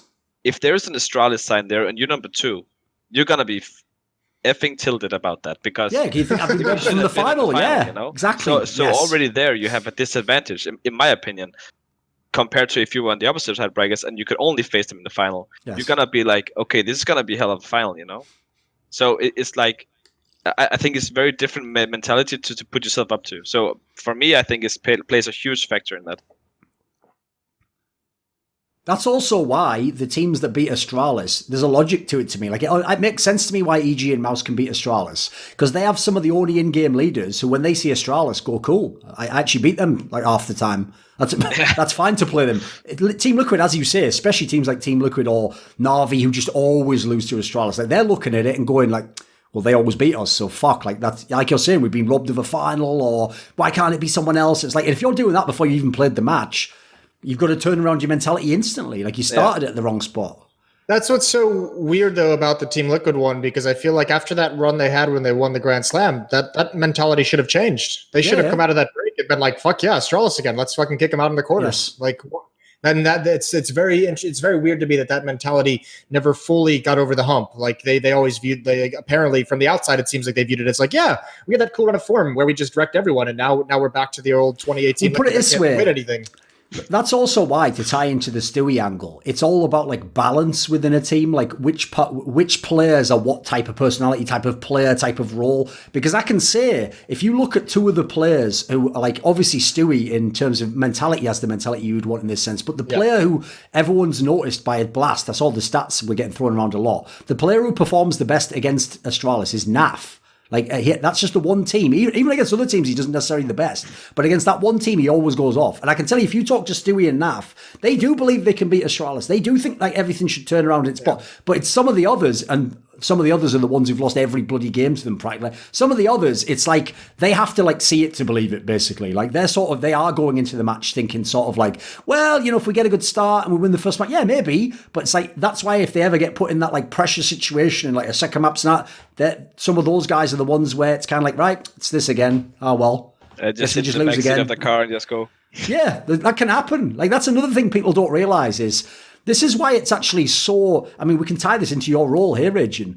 One of the factors that I think changed CS forever was that Valve ruling where the coaches couldn't talk during the match and then had way more limited amount of like time in timeouts to talk. Because like in a game like CS, if the guy who's not playing can talk, he can be the outsider who's like, right, look, this is the way it's going badly, or you're just playing a little bit too slow. When you're in the moment, like, it is a game still. You do still play. You can't think in the way that we're thinking when we're watching the game from the outside. Like, you get emotional about it and you get drawn into something and you try something 2 times and it doesn't work, but you think, it'll work the 3rd time, and you just get sucked into the game. So it's really hard to get perspective. Like, I get why even top players I can fall in have a this good trap. analogy there from Epicenter, I think it was. Like, I was talking with karrigan about this, like, so when to take a timeout, what to say, because you have limited time and stuff. During Epicenter, we were allowed to talk during freeze time also, so a little bit different there. I tend to not speak there because I'm not used to it, and they're not used to it, so normally I just shut up and only talk in the tacticals. But I noticed that we were trying to do against EG on Overpass, we were up pretty big, but then suddenly they came back and we couldn't really find a solution to it. And I noticed that Finn called something earlier that almost won us around, you know, like, and he did it 2 times where it's like down to a 3-3, etc. And one thing Finn told me before that was like, you sometimes as in-game leader, you can do the right thing, but you lose the round. You know what I mean? Doesn't make Yes. Yep. Results-based thinking. Yeah, and then it can be really difficult to call the same strat because you just lost 2 times on it, even though you were in an advantage position. And this is where, from my perspective, it kicks in to see like, well, we should have won that round, no? I mean, like, it was a 3-3 post plan. We were in good, we just lost, you know. So I just kept saying to Finn, like, during the overpass game, like, just do the fast play. Just play fast. Like, we were in good situations. He was like, okay, then fuck it, let's do it. Because, like, nothing worked, you know? And he just, like, trusted me, but also himself in the end. And we just kept playing fast. And then he got us the 3 rounds we needed. So it's about this sometimes not being able to see, like, when you're doing the right thing, but you lose us, you still, you know? So, and then as an in-game leader can be super hard to call that again. And then you're going to change that model and do something even worse, you know? So I think that's one of the things where the coach can really help there. I think Yanko was telling me about this. When you're coaching and you have your heads, you don't have game sounds, do you? No. You just have silence and communication. Silence and communication. And that's fucking weird. Is it hard for you to like keep track and feel the game? That is weird. Yeah, think about that. If you can't even hear what the POV you're watching is, you wouldn't actually know things like, oh, there was actually a guy behind him there when he's. Yeah, that would actually make the game very different. Yeah. I mean, like that also happens sometimes where like what just happened, you know? And I was like, why did you do that? Like that was sounded so weird. Like that's because I heard that guy over here. It's like, okay, that makes sense. Right. So you really have to be careful. Like going. That's kind of fucked up. You know. Is there but it's a also reason? weird. Like, is there a reason you guys don't have game sound? Yeah, but which game sound do you want? Because gotcha. like, you know what I mean? Because if I'm watching karrigan and I'm hearing Frozen, it's gonna be like messed up anyway. So I actually think like it's fine without anything. You need to have like a conductor's like one thing that when you point it at them, it's like Bluetooth and it like gives you their sound for a second, and then you whip it to the other guy, and then like obviously it looks next level if you just go in between them all. Like you're just asking for a lot of time out there. Exactly. And I 100% of that. That's scary. Meanwhile, Adren's just sat there like pointing his out the window, just like looking at his phone, like, all right, the team looks losing. Oh fuck, I'm in the game. Yeah, shit. Like, no, obviously, just a joke. We're all friends. No, here's the question I have actually. So, in terms of like the coaching angle, since you guys have beaten EG so many times, one of the factors that ties into what Moses said is you guys, somehow, you're one of the teams that have solved Breeze. Like, whenever he plays you guys, it just always seems to work out well for you. Even if he has, like, some good rounds. As a game, he never... Like, the games I saw him having against Astralis earlier in the year, he looked unstoppable. Like, they couldn't do anything against him. He was just doing whatever he wanted. And even if they lost, he would still go off. So, like, one of the things I always find interesting is, I was even saying this to him in person, is I basically told him, like, welcome to the elite club. Like, if you want to be one of the best players in the world, forget the other team studying your team. They're going to study you. They're going to try and shut you down. Like, that's why, to me, people like Ziwu, Simple, they aren't just the best players. They get extra credit over even the people who are at the bottom of that, like, top 20 of HLTV. Because the difference is, when people play Brolan, no one's going super deep on Brolan. They go super deep on Fnatic and they pick up a few things about Brolan. People have tried for years to figure out how to beat Simple and how to put him in a bad situation and how to push him off a spot he wants it. The point is, because he's had to play against that, it's leveled him up. Like, that's why he's just, like, the fucking god of CS now. So, like... What from your side, like, obviously you don't have to give us any of the secrets, but what's it been like trying to handle a player who at the time looked like he was on his way to being one of the best in the world? I mean, literally, like, that specific case came in quite random, I would say, because, like, every time you're, like, doing counter tactics or, like, anti-stratting or what you want to call it, it's like, you always look like, is there something you can abuse? And here it was just breezy for us, you know, like we just like I saw like, okay, we can do this play is gonna fuck him, you know, without going into any details. But if you watch our match against EG and against anyone else in the same map, you're gonna see two different teams. Like, it's not mousesports playing because we just have like Finnish trusting me enough to like, this is gonna work if you do this, and this is gonna work if you do this. No, against this team. So I think like sometimes you're just lucky finding these small things, like, oh, here's a gap you can use or whatever, you know. And against EG, we just found it really early, and I just think like he lost confidence against us. I don't know, because we don't really do it that much more, but we used to do it a lot. But now it's not that much more, like, because they're also changing up their style and stuff like that, so you cannot relying on it. But yeah, sure. Like, I'll give you an analogy, because it'll be a topical one if anyone was watching the NFL playoffs that just began and have been straight fire so far, right? One of the storylines, and this is actually one of the things that's quite cool about sports, is that sometimes these stories come out and you find out what someone was thinking or what the game plan was. And when there was this matchup where, in shocking fashion, the Vikings beat the Saints, and the Saints were like a 13-3 team, so they were expected to potentially be able to maybe even win the Super Bowl, right? One of the factors that, like, one of the coaches basically said as to how they figured out how to beat this team wasn't, like, most teams, the easiest way to beat someone is you find their weakness, like you're saying, you find something you can potentially abuse, and you just go at it as much as you can, and you try and make them uncomfortable, and then you see, do they have an answer for it? But what was amazing about what they did in this matchup was they just looked, right, well, this team only lost 3 times, so who beat them? And it turns out one of the teams that beat them was a team that's not even in the playoffs. It was the Falcons, right? And it turned out the reason the Falcons had beaten them is because they had the personnel to attack actually the strength of the Saints, which is that they have one of the best, like, offensive lines to protect the quarterback, etc. And so what this team did was they just noticed, like, we have similar tools that we could do that actually. So they did the opposite of what you'd usually do. They counterintuitive from that angle, which is let's attack their strength. And they noticed just that if you took the strength away even slightly, they became like a way worse team. They weren't just slightly worse, they became like half as good, you know. So in this scenario, again, like naively, if you watched the EG team play before, you think, right, well, Breeze is the one player you can't do anything against. He always gets his bloody numbers. Like, we should attack, I don't know, Ethan, or we should get after Tarek or something. But actually, in this scenario, like you said, just by accident, you found the angle that, like, if you can stop Breeze in these particular areas, I mean, they become a way worse team. Like, you've seen some of the results they've had. Yeah, I mean, like it's also by, like you say, by accident sometimes you see this. How he does that a lot, though. Or this is when this happened, you know, like, and sometimes you don't even notice it. Sometimes it's just like fall on a platter for you, and it'd be like, oh, okay, let's try it out. And sometimes it works, sometimes it doesn't work, you know. Well, that's one of the things that we brought up in an earlier conversation. I think it was Duncan who was talking about players and like how stubborn they can be and set in their ways and their play styles. And I've brought this up in the past of, you know, changing your, not only your roles, but like where you defend on a map. Like at a certain point, you're just going to get figured out. Like you're going to have played the B bomb site for 3 fucking years in a row. You're going to fall into habits. You're going to stop innovating. And it's not the worst thing in the world to just say, you know, I'm going to spend the next 2 months at the other bomb site. Let's switch some things up. Let's rotate things around and give a fresh look to this defense.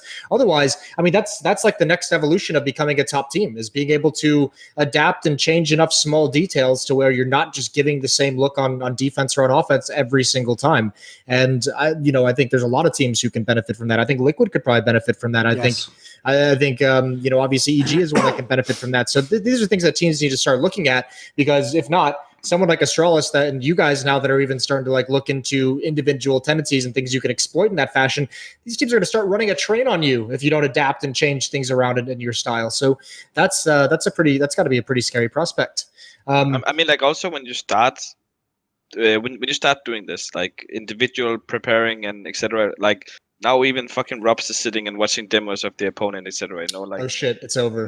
Like everyone is just doing that. By the way, that is Moses. Like that's one of his main turn-ons. When he hears that a star player actually watches demos, like I know it because I always say to fans, they think all pros, because they're called pros, are like sports pros. You know, where in sports you're all watching like on a tablet on the plane, you're watching the film. Like they don't know how many top pros to this day are never load a fucking demo up, or if they do, they're just watching the team generally. They're not watching the person they'll be against or their site. Like, and when you actually hear about it, it's really awesome to hear.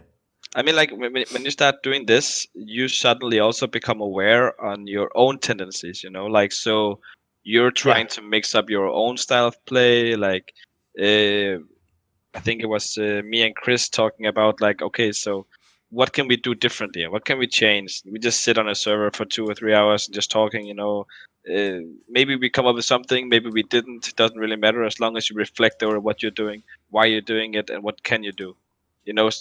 9 or 10 times I'm doing some stupid shit and saying you can use this flash or you can do this, and they never use it. But the Anders Bloom, we call that. But it's in their arsenal, you know? And then we have like another thing, like in Mouse we call it Ellen smoke on Banana. Like we changed the way we play Banana on Inferno totally because of the smoke we bounce on the wall as a T, and it just changes the whole thing of playing, you know. And that was pretty funny. Like it was just like I saw MIBR doing something different. Like, let's try and play with this, and it didn't work at all in the beginning. And suddenly it just worked. Like karrigan just made it work, and he just got entries left and right on Banana all the time, you know. And that's something like where you like, it's maybe a smoke that we had for like 6 months, but didn't start to use before like we needed, you know. And it's just sometimes you just sit and fool around, goof around, just like throwing ideas up. Some of them, like 90% of them is bad, but then there'll be like this 10% that 1% is good, you know. By the way, that's also another area that people always, because he's had such a long career and at such different teams, people always forget that angle of karrigan as well, is over this game, like, I can literally off the top of my head think of at least 3 like game-breaking utility usages that karrigan's invented. Like the current one that they're doing is this one where they do this T-side smoke on train that has to bounce right off the hitch of the train. But if they do, it's like one of the most OP places to go, because basically it creates like it's not that it gives the mad advantage to the T, it just creates complete chaos. And people who play that site on the outer site of train are just like, what the fuck is this? Like I'm never in this situation. So like that's one that I saw win you so many rounds. Obviously, a classic one was the old Dust 2 one where you figured out if you used a nade, now everyone knows it. If you use a nade, it gives a little bit of smoke and you can save a smoke to go to bit. Like things like this, like, because again, people don't think of him as the super tactical in-game leader like a Glaive. They don't actually give him credit that he's come up with, like you're saying, maybe just by accident even. He's had a couple that are like next level shit that, at least for a few months, you're going to win matches just with those. Well, I think also, I mean, to what you just said, I think also people, and I think even some pro teams, and I think definitely the semi-pro and the amateur players and teams, I think everyone really underestimates how valuable it is to sometimes just not even scrim, to just like hop in a server, not ever, but just to hop in a server and talk with like your two teammates for an hour or 2 hours and just like theory and break things down. Be like, what if we tried this setup, or what if we tried this way, or what if we responded to this situation like this? And having that idea in your head and having those conversations, you know, opens it up. So the next time you're having a scrim and you're encountering trouble with that, it's like, oh, next time we see this play, let's respond this way that we talked about. And then you can actually see how it works. But if you don't ever have those theory crafting sessions, if you don't ever have two players sitting in and just saying, why not this or why not that, then you're in some trouble, because you don't have the ideas and you don't have any kind of flow to come up and be creative and find ways to overcome that obstacle. And, you know, going into a server and just scrimming every single day, if you're just, you know, repeating bad habits, if you don't have a goal, if you're not trying to accomplish something with those scrims, then you're just fucking playing Counter-Strike for the sake of playing Counter-Strike, which is fine, but it's not going to be what drives your team to improve. So, I mean, I love hearing that about those theory craft sessions. I think those are phenomenal. By the way, for people who don't know, like everyone in this chat is old school to some degree. So we all know that this is like a thing that used to be common. Like basically, especially if you were the in-game leader, you would make people do dry runs. Like that's what Moses' brother used to do when he was the in-game leader. You'd go in a server, do this. Like, listen, the other players in the team didn't want to do that. Frog just wants to play in the game and shoot people in the head. Like, that's not fun to be in an empty server throwing flashes to no one. But the key thing is, one of the reasons why in the old school people did this is because you didn't play 50 LANs. You didn't get all these like chances to. So what you wanted to do was be as prepared as you could for that LAN. So like, I'm sure Rejin, this is some, like, you're a guy who comes from our era as well. Like the key thing is, like you said, maybe 80% of the time you don't get anything out of it. You are just running something, and that it might not even work in a match. But if you even get one or two of these things, and especially if they happen to be really powerful like that, before everyone else catches up, it's like having a secret weapon. Like, you've got some shit you can pull out in a match no one else has. Whereas everyone else, like Moses says, a lot of them are kind of just happy to be like, right, this is the current strong smoke that everyone does on Mirage. Let's just learn that. It's like, that'll help to some degree, but it won't give you an edge. Like the thing is also, like, you can come up with something that initially seems really bad, but if you learn how to play it, like, a good example is like the train smoke with karrigan does, Like, he did that for practice, like, maybe 2 months or something like that, you know, like trying it out, see what can you do with this, you know, like you can go left, you can go right, you can go up, down, you know, like there's all these possibilities, and you have to like try and figure out what to do in certain scenarios. When you then practice this for a while, suddenly it's going to pay off, because then you have been in this situation before, you know, like, and then you can start doing it in official matches, and then it's the opponent team trying to figure you out. But you're already 7 steps ahead, because whatever they're trying to throw at you, you already accounted in practice, or scrim or whatever, you know? Did anyone on your team ever in those 2 months just turn to karrigan and be like, bro, stop throwing that fucking smoke? That shit doesn't work. I mean, like, it wasn't like he did it every time, but like you know, like, I feel it's super important that you are risking to be innovative, being innovative in the practice you have. Because if you're not doing that and you're not getting punished by it, what are you learning? If you're keeping playing the same position and you don't learn any, you don't take anything away from it. It's just like, you killed 3 people. You know, are you gonna do that again in the next official match? Or was it lucky or whatever it was? So you have to like go dig deep and try out new things. I feel like we all are trying to do that a lot. That's a big point to make as well too, because, you know, one of the things that's so weird, we hear it all the times about teams who have like great boot camps. Like, yeah, we were beating everyone in boot camp, but like if you're not losing, then you're not actually going to be able to learn how to overcome some kind of obstacle. You're not learning from what you're doing. If you're just winning every time, you're just going to go through the motions and say, well, it fucking works, so I'm just going to keep doing it. Has that culture? I mean, I'm assuming it's not that way in mousesports, where you guys are willing to risk and be innovators and kind of, you know, take some losses. Has that culture largely shifted in professional CS and in the practices, where teams pretty much have stopped caring about winning practice games and that they're using it for a specific reason? I mean, that's always difficult to realize and know what is the other teams are doing. I can only speak my own behalf. Like for me, I come also being an in-game leader through 1.6 and Source and CS:GO, and I've always have this mentality like I don't care if we lose fucking 30-0. If we can take one thing away from this practice, it's been a success, you know. So I feel like it's all about mentality because it doesn't matter if you win or lose in a scrim, you know, because you could win a scrim where the other team is practicing sitting defensively and whatever you're doing is going to work because you're just hitting them in the right timings, you know. It doesn't mean shit because they're not going to play like that in official, you know. So you're always going to try and balance it. Like, so you're trying to be innovative, but also like trying to adapt. Like, I think adapt is the key word when you're practicing because you should try and figure out what are the opponents trying to do and how do we adapt to it and how do we learn from this situation. Because if you don't do like that and you just practice to practice, then like you say, well why are you practicing, you know? Did you encounter any like resistance or any pushback? Like when you say, I don't care if we lose every scrim 30-0, was there like some of those new guys like the Ropses, the Frozen, the Woxic, the pure CSGO guys, were they just like, no, like what the fuck? Like, was there pushback on that kind of a mentality? I mean, was it hard to convince them to buy it? Like, especially the young guys. Like, I would say at this roster, it have not been a problem because like the mentality is that we want to learn and want to improve. Of course, it's not fun to lose, and then we just mix it up and say, okay, now we tried it. Let's play to win this match then, and then you play to win a scrim, which is totally also fine if you want to change up like that. I mean, like, I think you could maybe Glaive would ascend to that. Like when I was in-game leading with him, like I was a douchebag when I was in-game leader. I was such an idiot, you know. And I think all in-game leaders are douchebags at the start of their in-game leading career.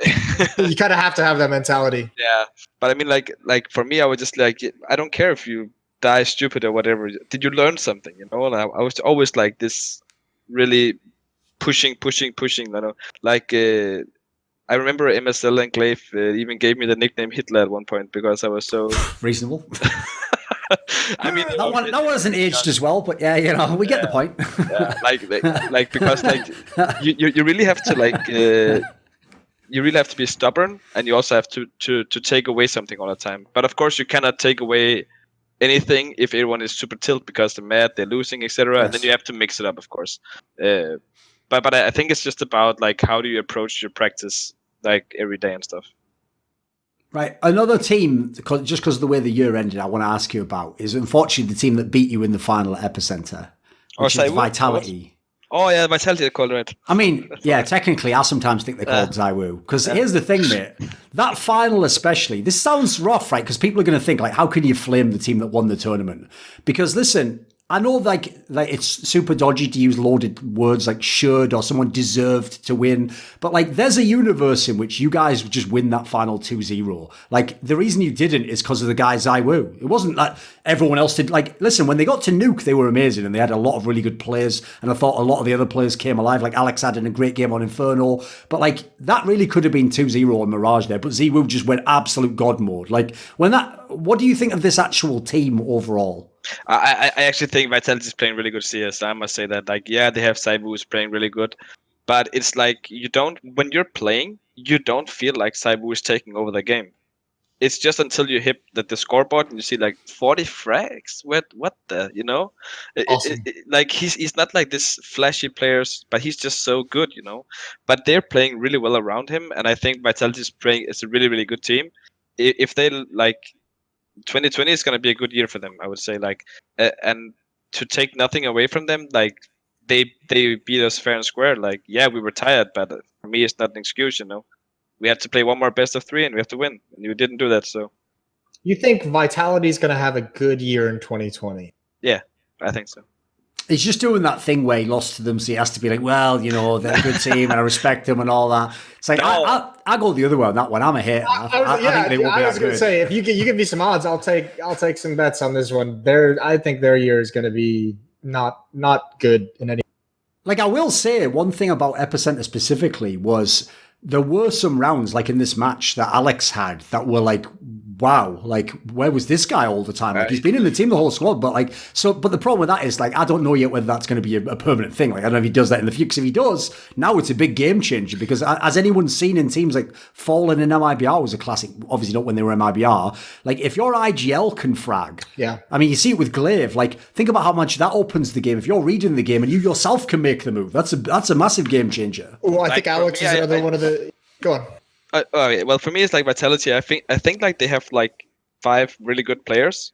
Like you can argue RPK might not be as good as he was, or he's maybe outclassed, or not outclassed, but like he has come to his end, or whatever you want to call it. Yeah, he's not putting the big numbers up, of course. Yeah, but he's just stable, and I think he's a rock that you kind of need. I just feel like if they change the role, 1 or 2 roles within the team, they're gonna have a really good team, in my opinion. Here's the thing. I'm with you on one sense there. Like, I will say this. Considering I often look at the stats of RPK and I'm like, why the fuck's this guy in the team? When I do watch them play, I do notice he doesn't make like big blunders. Like he does do his job, and if he holds a spot and it's a one and done spot, he gets the kill and then he dies. Like he does his job. So like the key thing is, again, I always go back to the angle of like balance of roles. Like you can have a player like that. I mean, I'll use your analogy. You can have a player who's a rock and his job isn't get the big frags, it's just be stable. The analogy would be this. You can't have too many rocks because when you got too many rocks, you sink to the bottom. You can have 1 rock. There you go. It keeps you grounded. Like keeps you earth. Do you like this, Moses? I'm going to go like. You just don't want. The problem is if the rock goes for too long, moss grows on the rock. Like then, for me, it's like you have to like. Dylan, calm the fuck down. Like you have to address the problem, which is shocks. Like it is. Let's be real. Yeah. Here's the thing. Again, I'm going to sound like a hater here, and by the way, I'm one of the biggest Shocks fanboys of all. You really time. are. Me too. But despite the fact he won this tournament, I would have a hard time if I was him feeling good about his performance at that tournament. Like he had a lot. Like here's the other thing. It wasn't. Forget stats. He just had like big mistakes he even made in the game, like things that you don't expect from Shocks. Like Shocks is the guy who's supposed to always be in the right position and always win the clutch and always get the. And he was just doing stuff where like. He was almost like throwing the game at times, you know. Like for me, it's like he just needs to play some steady CS. Like he didn't even do that, you know. And like for me, like myself, I'm not a Shocks hater. I'm actually a big Shocks fan. I've always been there since Source, but I don't know what happened. But his level has just dropped so dramatically. I don't know what happened because if he just plays stable CS, they're gonna be really good. But if he is underperforming like that. Yeah, then you're gonna sink, like Thorin said, you know. I don't know. I don't see a lot of hope in this Vitality. I think there are 1 or 2 roster changes.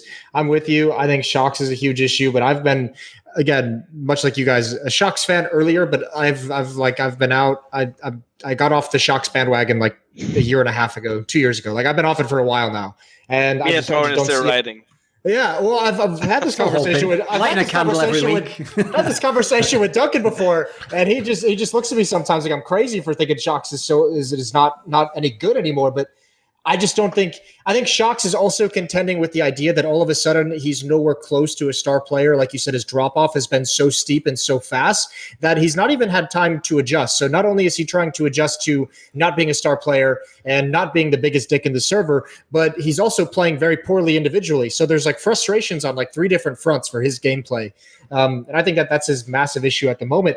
And I've seen it for like over a year now. Like I said, I just don't see a way back. Like how many times have we seen star players come back after like a year and a half of a drop off? Like there's got to be one out there, but I can't think of anything. Rups. What Rups? When did Rups ever drop off? No, he did. But in the end of the other mousesports lineup, he definitely dropped off. Come on, he had his issues. Okay, well, I've never put Rops at the same level of the Shocks fucking star player that he had. Put it this way, I would agree. It's pretty rare that like they come all the way back if they like Snacks is gone. Get Right is never going to be the same of a player as we. Like I'll give you an example. A good example this year of someone who did the rare comeback was like fucking JW. If you'd have asked me at the beginning of 2019, like if it was like a stock buy or sell JW, I'd just say sell. Like sell. Like this guy's only in the team for his name, but fucking hell, he had some amazing tournaments where he was doing like shit from 5 years ago. It's like where's this coming from? But the whole point is that's like the outlier. That's the exception to the rule. Usually you do just go down. I think you've even nailed it as well. One of the big problems, and this is why I always think people who obviously don't have the best like actual feel for the game people like Sticko, etc., Taco. This is where they do get underrated, is they know how to play like a bad player, but get something out of it, if you know what I mean. The difference is when the Snacks or a Shocks or some of these players aren't the god at player anymore, and their job, even in the team, is just do something simple, they sometimes can't do it. Like one of the things I would even say about this tournament that we're talking about with Shocks now is some of the mistakes he was making was like he was doing too much. Like when he would entry sometimes, he would just run in like as though he was fucking Twists. He was going to instantly bang the guy's head off from a million miles away with a jiggle pit. It's like, you're not going to do that, bro. Like, that's not you at the moment. Like, that isn't your aim at the moment. Like, that you have to kind of know who you are now, which is, again, tying back in. A lot of players have a really hard time with knowing who they are. Like, if you've been a great player, some of them are still living in the delusion. Like, I'm still that guy. That's me. You know, any minute now it's going to turn around. It's like, I'd like it if it did, mate, but sometimes it just doesn't. Sometimes those days are gone. Yeah, and it's usually I notice it when I talk to some of the old school, like really like top players. It just feels like that it feels like the mentality is gone, like the killer attitude that you need, like to be like a top player of being like, I'm just going to turn this corner, bang this guy's head up. The only person who I feel like hasn't changed in any kind of personality over the years has been Forrest, who still just is like, yeah, I'll just deathmatch. I'll just play Quake inside of a Counter-Strike server and it'll be fine. But we heard it with Get Right when he gave those interviews at the times in NIP where he's just saying, yeah, it's my time to like start shifting into a support role and kind of pass on knowledge to the next generation of Swedish players. And it's like right there, you have lost what made you such a fucking awesome lurking player that was just always putting daggers in someone. And I think Shocks is going down that same path at the moment, where he's probably in that same mindset where he's like, yeah, I'm no longer, my role is to kind of just support these guys and help out and be an anchor or whatever, blah, blah, blah. And his brain like wants him to do the star player things, but he just doesn't have the ability anymore. So I'm not, it's just, I think that's gone. I don't see a lot of hope for Vitality. I think it's going to be another very similar year to this one. They'll have a few deep runs fueled by ZywOo. They might win an event here and there, like a smaller one, none of the premier events, but this is a team that I just think is going to struggle. And I have to imagine some point in 2020, there's going to be a roster change. Depending on, again, it's hard to know. I don't know if like some of these teams and organizations are in it for the gaming content. Have you noticed like all the Vitality players now starting to make YouTube channels and everything? And I'm not against that in any way, but it does scare me when like I see like ZywOo now cranking out YouTube content, Shocks cranking out our YouTube content, Apex is making his YouTube content as well. And you just have to know that coming into this, the org was like, listen, to pay your salaries, we need to have this kind of content. Yeah. That's fair play. It's all good. But that's one more thing that's going to divide. I will say, though, listen, I'm just going to, this is pure speculation. I don't know anything behind the scenes, but I'm just going to make a call right now. Like, like when someone says like Santa Claus isn't real. Right, I don't believe that ZywOo is posting any of those tweets, any of those like even the way the English is written looks 100% like someone in the org just has his password and is just posting those. Like because the video won't just be like ZywOo on this map, be like, hey guys, look, check it out. Like, there's no way he'd say that. Like, he doesn't even speak to anyone. There's no way. Like, I 100% agree, but I also think like it's not a big problem as long as it doesn't take focus away from your job and game. Sure. No, but Moses' angle was like, if they're really doing it for the big names, maybe they won't be as eager to kick something. Like maybe they don't want to kick RPK because he's a famous player. It's, But I mean, I think Vitality is more interested in Shocks' following for YouTube hits and everything than they would be. Probably, but I would say like a guy like Shocks who's been in the scene for so many years, he cannot be satisfied with his performance. You certainly hope not. Yeah. So I like me and Thorin standing on the Titanic Shocks ship, going down, playing the violin. Exactly. Are you guys gonna share the fucking door? You gonna hop on that raft together? I mean, like, I really hope like he's gonna put in the hours and put in the hard work, which I know he did in the past. Like, he was one of the hardest working CS players, especially in Source, transferring to Go also. If he can find that work ethic, or what you want to call it, again, he will be good again. There's no question about it, because he has the potential. We all know that. I think, like you mentioned before, like if people kind of accepting to go to this support role and pass on the torch, but not really doing his part, it's like, yeah, you're already done. Then you're done, mate. Yeah. But if you're willing to work for it, like you say with Forrest, like, I don't know what's with that guy, Forrest. Like, suddenly just puts up numbers, like going off, Yeah, he's a freak. I don't know why he's able to do it this way, but here we are. Yeah, it just that kind of stuff just kind of sketches me out, the content stuff, and like just seeing that kind of fire fade a little bit. Like, listen, I fucking love watching Shocks over the years. Fucking run into bomb sites 1 versus 3 and retake it and defuse shit, and he was incredible. I don't think he's got it anymore. And I haven't seen any indication, at least with JW. He had his good year this year. Remember, he had a couple of really good tournaments last year as well when Fnatic was largely not really worth talking about. Moses means 2018 by that, but fair enough. Yeah, 2018. But sure. Remember, there were a couple of those matches that he had where when they switched him onto AK-47. Remember when he like did a little bit more like lurking, a little bit more rifle work away from the op. He had a couple tournaments where he was impressive. So you at least saw something promising. I can't remember the last time I watched a Vitality or G2 game before that, and I thought, "Ooh, Shox he's looking like his old self again. Like this is going well. Like there's been some cool stuff with the team and with other players, but I've never looked at like a game out of Shox and been like, this is what I'm talking about. This is what I've been missing for the past couple of years. So that's what scares me the most. Is I just don't see a lot of life in terms of a lot of legs in the recovery for Shox. That's also why, like, to me, it's key to know what the person's mindset is. Like, what do they actually think of themselves? Do they think they're going to, like, grind and become a top player again? Are they just happy to just be in a team and I'll just do whatever it takes or whatever? Because if you notice, I often, right, everyone else's approach when a team or player they like is underperforming is like, oh, come on, I'm cheering for you, yay, like, I believe you can still do it. But my problem with that is, if the guy himself doesn't believe it, it doesn't matter. Like it's like, think about it, right? If you came home, I'm just giving you an analogy here. If you just came home one day and you were like, oh, mom, all the kids say I'm ugly or something, don't know why I picked that analogy, it's just a weird one. Yeah, it's not that ever happened to me, of course. Just out of the country. You know, in this scenario, right, if your mom goes to you like, no, you look great, you just think, yeah, but you're just my mom. Like, obviously, you'd say that. It doesn't feel real, does it? So here's what if you notice my approach? Just look throughout my career and you'll see this. My approach when a player or a team I like keeps underperforming in certain scenarios. I did this with Team Liquid when they used to lose to Astralis all the time in 2018.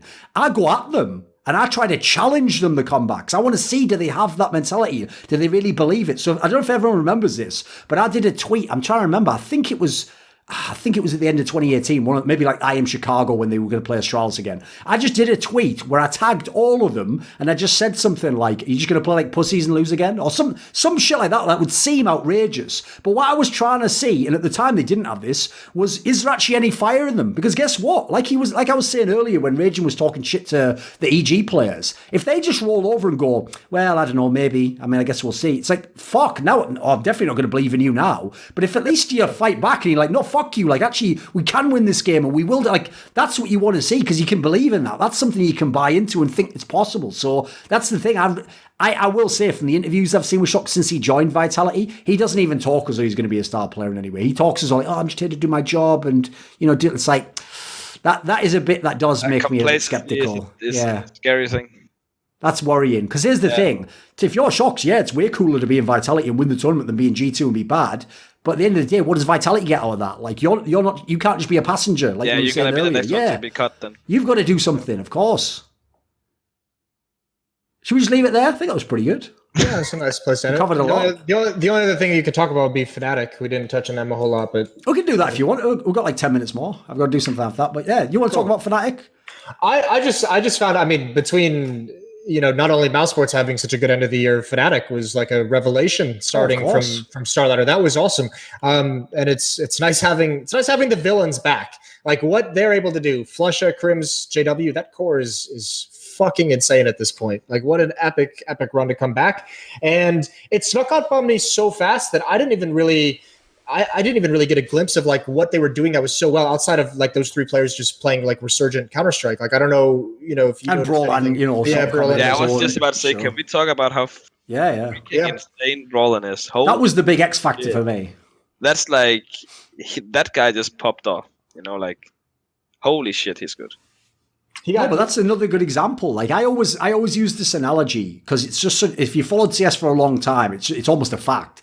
Like I use the analogy of like a competitive ladder, and then each rung on the ladder, like each step up, is like very few players can do what Ziwu did, where he came and he just went right to the top of the ladder instantly. Like, that almost never happens. Usually, you literally do stuff like, you don't even make the playoffs in the first team you're in, but then you make the playoffs and you lose immediately. And then you learn how to play the first match and upset a team. But then if you play them in the semis, they beat you with experience, or you get pressure. And, you adapt to each scenario, you improve and go up the ladder, etc. The problem is, if you're someone like Brolan or Frozen or some of these young guys who, the thing is, their game is already the game of a really good player. Like if you put, to give this analogy here, if you could give Shocks like his old mentality, but with their skills now, he would be the best player in the world again. Like, he'd be like, fuck, I'm back. I've got the youth again. But the problem is, they don't have the experience. They don't have the brain inside their head yet. Like, they haven't figured out how you play all these scenarios. What do you do when a game's going badly and this guy's targeting you in some way? So what you see finally is what's so rewarding about Counter-Strike, I think, as a game,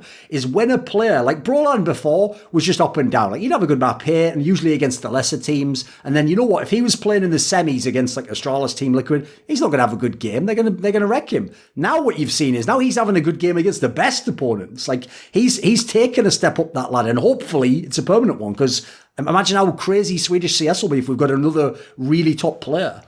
I mean, like, Rejin. yeah, he's just playing out of his mind, man. It's like, no matter what situation it's in, it's just like, find a solution for it. It's like, dude, how old is he? 17, 16? It's pretty young, yeah. It's like, that's insane. He is 17. Yeah. And he just got number 19 on HLTV's top 20. So, yeah, I mean, he was good. I don't know. My focus, I obviously knew Brolan was playing very, very well, but my focus was always on, I liked the story of Golden coming back into this team. I think that's such a cool, like, there's got to be like a fucking Disney movie in the future of this Fnatic organization about that comeback for Golden, the way he was just cast out. But like that for me has just been, this team has just played so very well, and it's like it feels a little bit more tactical than like the old like Swedish style they had with like Pronax and when Dennis was in the team. But it seems to be a much healthier mix of young talent. I just don't know how.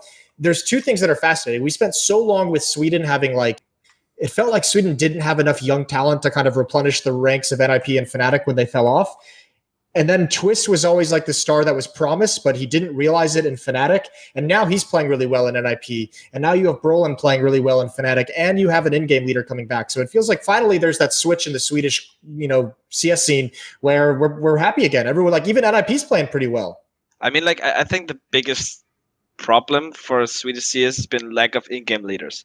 Then when you finally have an in-game leader in Golden, like prior Fnatic, where he got the booted, or what do you want to call it, they didn't buy into his project. They didn't buy into him. They didn't stand 100% behind him. If you want to be an in-game leader, you want to have success, you better have 4 players behind you that trust 100% in what you're saying. And that's, for me, has been Swedish CS' biggest problem. I don't know exactly what's going on, of course, when they're playing, but I guarantee you, NIP, when they had Lekro and as an in-game leader, GetRight and Forrest over that, they were, like, without knowing it, but I'm pretty sure that they were second-guessing him when he was calling. Like, without knowing it, but I'm pretty sure because they have so much experience. Here's this quote-unquote young guy.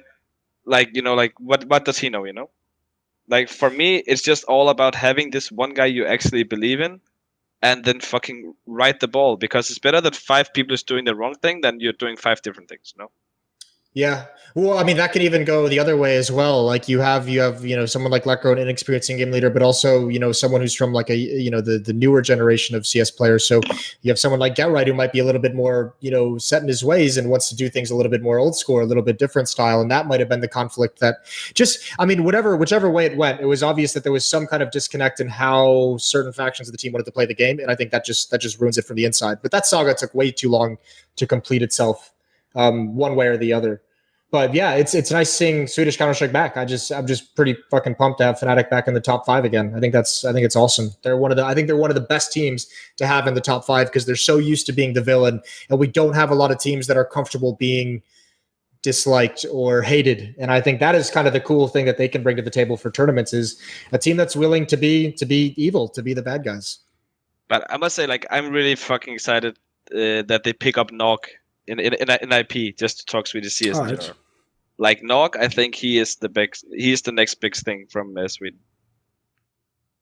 Oh, is that the NIP report that came out recently? Yeah, exactly. Okay. What has he done? I know nothing about that guy. Is he like an FPL, or is it just kind of like he's been on some cool semi-pro teams? He was on just like tier 3 teams basically, but everyone who played with him basically had the same hype that Rejin's saying, like he's super good, like you just wait and wait till he'll eventually get there, you know. Okay. Like his orb is just like what? Oh, he's an opera? Yeah. Like he is literally wrecking people. Also in scrims and whatever, you know. Like I've known him for like since I was coaching Tricked, like in last year, stuff like that. Oh, 2 years ago. And it's like he has always been putting out numbers, you know. It is not always against the best team, so of course it's gonna be a different category when they start to play against tier 1 and tier 2 or whatever. But I still have high hopes for this guy. I think he's gonna do great things. Well, that would definitely bring a different flavour as well, because there's another thing Swedish scene hasn't had for ages, good AWPers. Like, all they had was JW, basically. Like, there's almost no... Like, Draken obviously didn't really make it, like, he had his own problems. So you think about it, most Swedish CS and CSGO is just 5 rifles, or it's like people just rushing into a site, like, playing off a default. So if you can actually get someone to be really good with the AWP, that's a game changer. Like, you look at all the teams that have a sick AWPer, they're the most effective teams, pretty much, in Counter-Strike at the moment. I mean, like, the meta right now is just, like, the AWPer is creating so much space for everyone else, so... Like, if you know there's an AWP there, you're gonna throw so much utility at him or whatever, and no matter what, he's just gonna get a kill and get away, you know, and it's just so easy to play CS suddenly, you know, when you have, like, a star AWPer, like, all the time. I know, Duncan, you said you have to get going, but what? Just really quick, these thoughts on this rumored Dignitas lineup, if these changes actually go through. Exist, Freiburg, Get Right, Forest, and then Hulzerk, the Norwegian. It's basically the original NiP with the original Norwegian guy, Hulzerk. You got any promise, Duncan? You got any excitement about that one? Put it this way, I'll recycle a brilliant line I once had when NIP used to stick with the same original 4 over and over again and didn't swap, where what I said was, eventually, they just became the best NIP tribute band. They weren't even NIP. They were like, it's like a band who's like the fucking Rolling Stones now. Like, if you go and see the Rolling Stones now, I'm going to go ahead and guess it's not their best concert. Like, they're fucking like 70 years old or something. Like, at this point in time, the joke is they're just a Rolling Stones tribute band. Like, they go because you just want to hear the old hits again and play them, but like, it's not like the sickest music ever, is it? So the problem I have with that move is I totally get it from a marketing perspective. A lot of people will probably get interested in this squad again, or they'll hope they have a super cool run and imagine how fun that would be. Problem is, there's an actual competitive squad in 2020. I think it's just so unreasonable to think that team can do anything. Like, I would bet a lot of money that team's never top 10, put it that way. Yeah, I mean, that's a good saying, but the Charlie Chaplin coming in second at a Charlie Chaplin lookalike. There you go. So, I mean, like, I like the idea that they're back, because I've always been like a big fan of the Forest and Get Right, especially. But I tend to agree with Thorin. Like, it's they're not going to go too far. Here's the thing. I think like they will probably have 1 or 2 deep runs. They might have a miracle run, exactly. Sure. But here's the thing. If you want to watch NIP and see them play again, all the VODs are on YouTube, guys. You can just go all the time, type in NIP, they were in 5 finals. Like, I don't need to see them get wrecked by fucking, like, Tai Lu and then get their shit completely pushed in and then just go, well, this is depressing. Like, you know, that's the point. Like, put it this way. I used to love fucking... The Brazilian Ronaldo, the one in the 90s who was a god. I wouldn't like to see him try playing now when he's like 45 years old or something. Like, do you remember that when Ronaldo came back and he was like... He's fat. 50 pounds. Yeah, he was called Fat Ronaldo. Everyone kept calling him because obviously then the Portuguese Ronaldo would call him. He was Fat Ronaldo. It was depressing. You were like, dude, like, please just let me remember you the way you were. You're ruining everything now. Right, we'll leave it on that note. On NiP is Fat Ronaldo. That's the end of the show. Cut it there. This video was kindly supported by Alexander Rao, Blunt Smoking Anus Destroyer, Dane Cuskley, Dean Tanglis, Chi Mao, JDubs, NateDOhDoubleG, Peter the Feeder, Tobias Bernasconi, and a special thanks goes out to Jerky's Minion and Mohammed, Alabdul, Razzaq. Do you want to suggest a topic or a guest for my content? Maybe you'd like to ask me a question in my monthly Patreon AMA. Would you like teasers on upcoming content that I'm doing? Maybe you want to take part in a discussion directly with me? Well, if so, then put your money where your mouth is and join the Scrilluminati today at the Patreon link in the description below.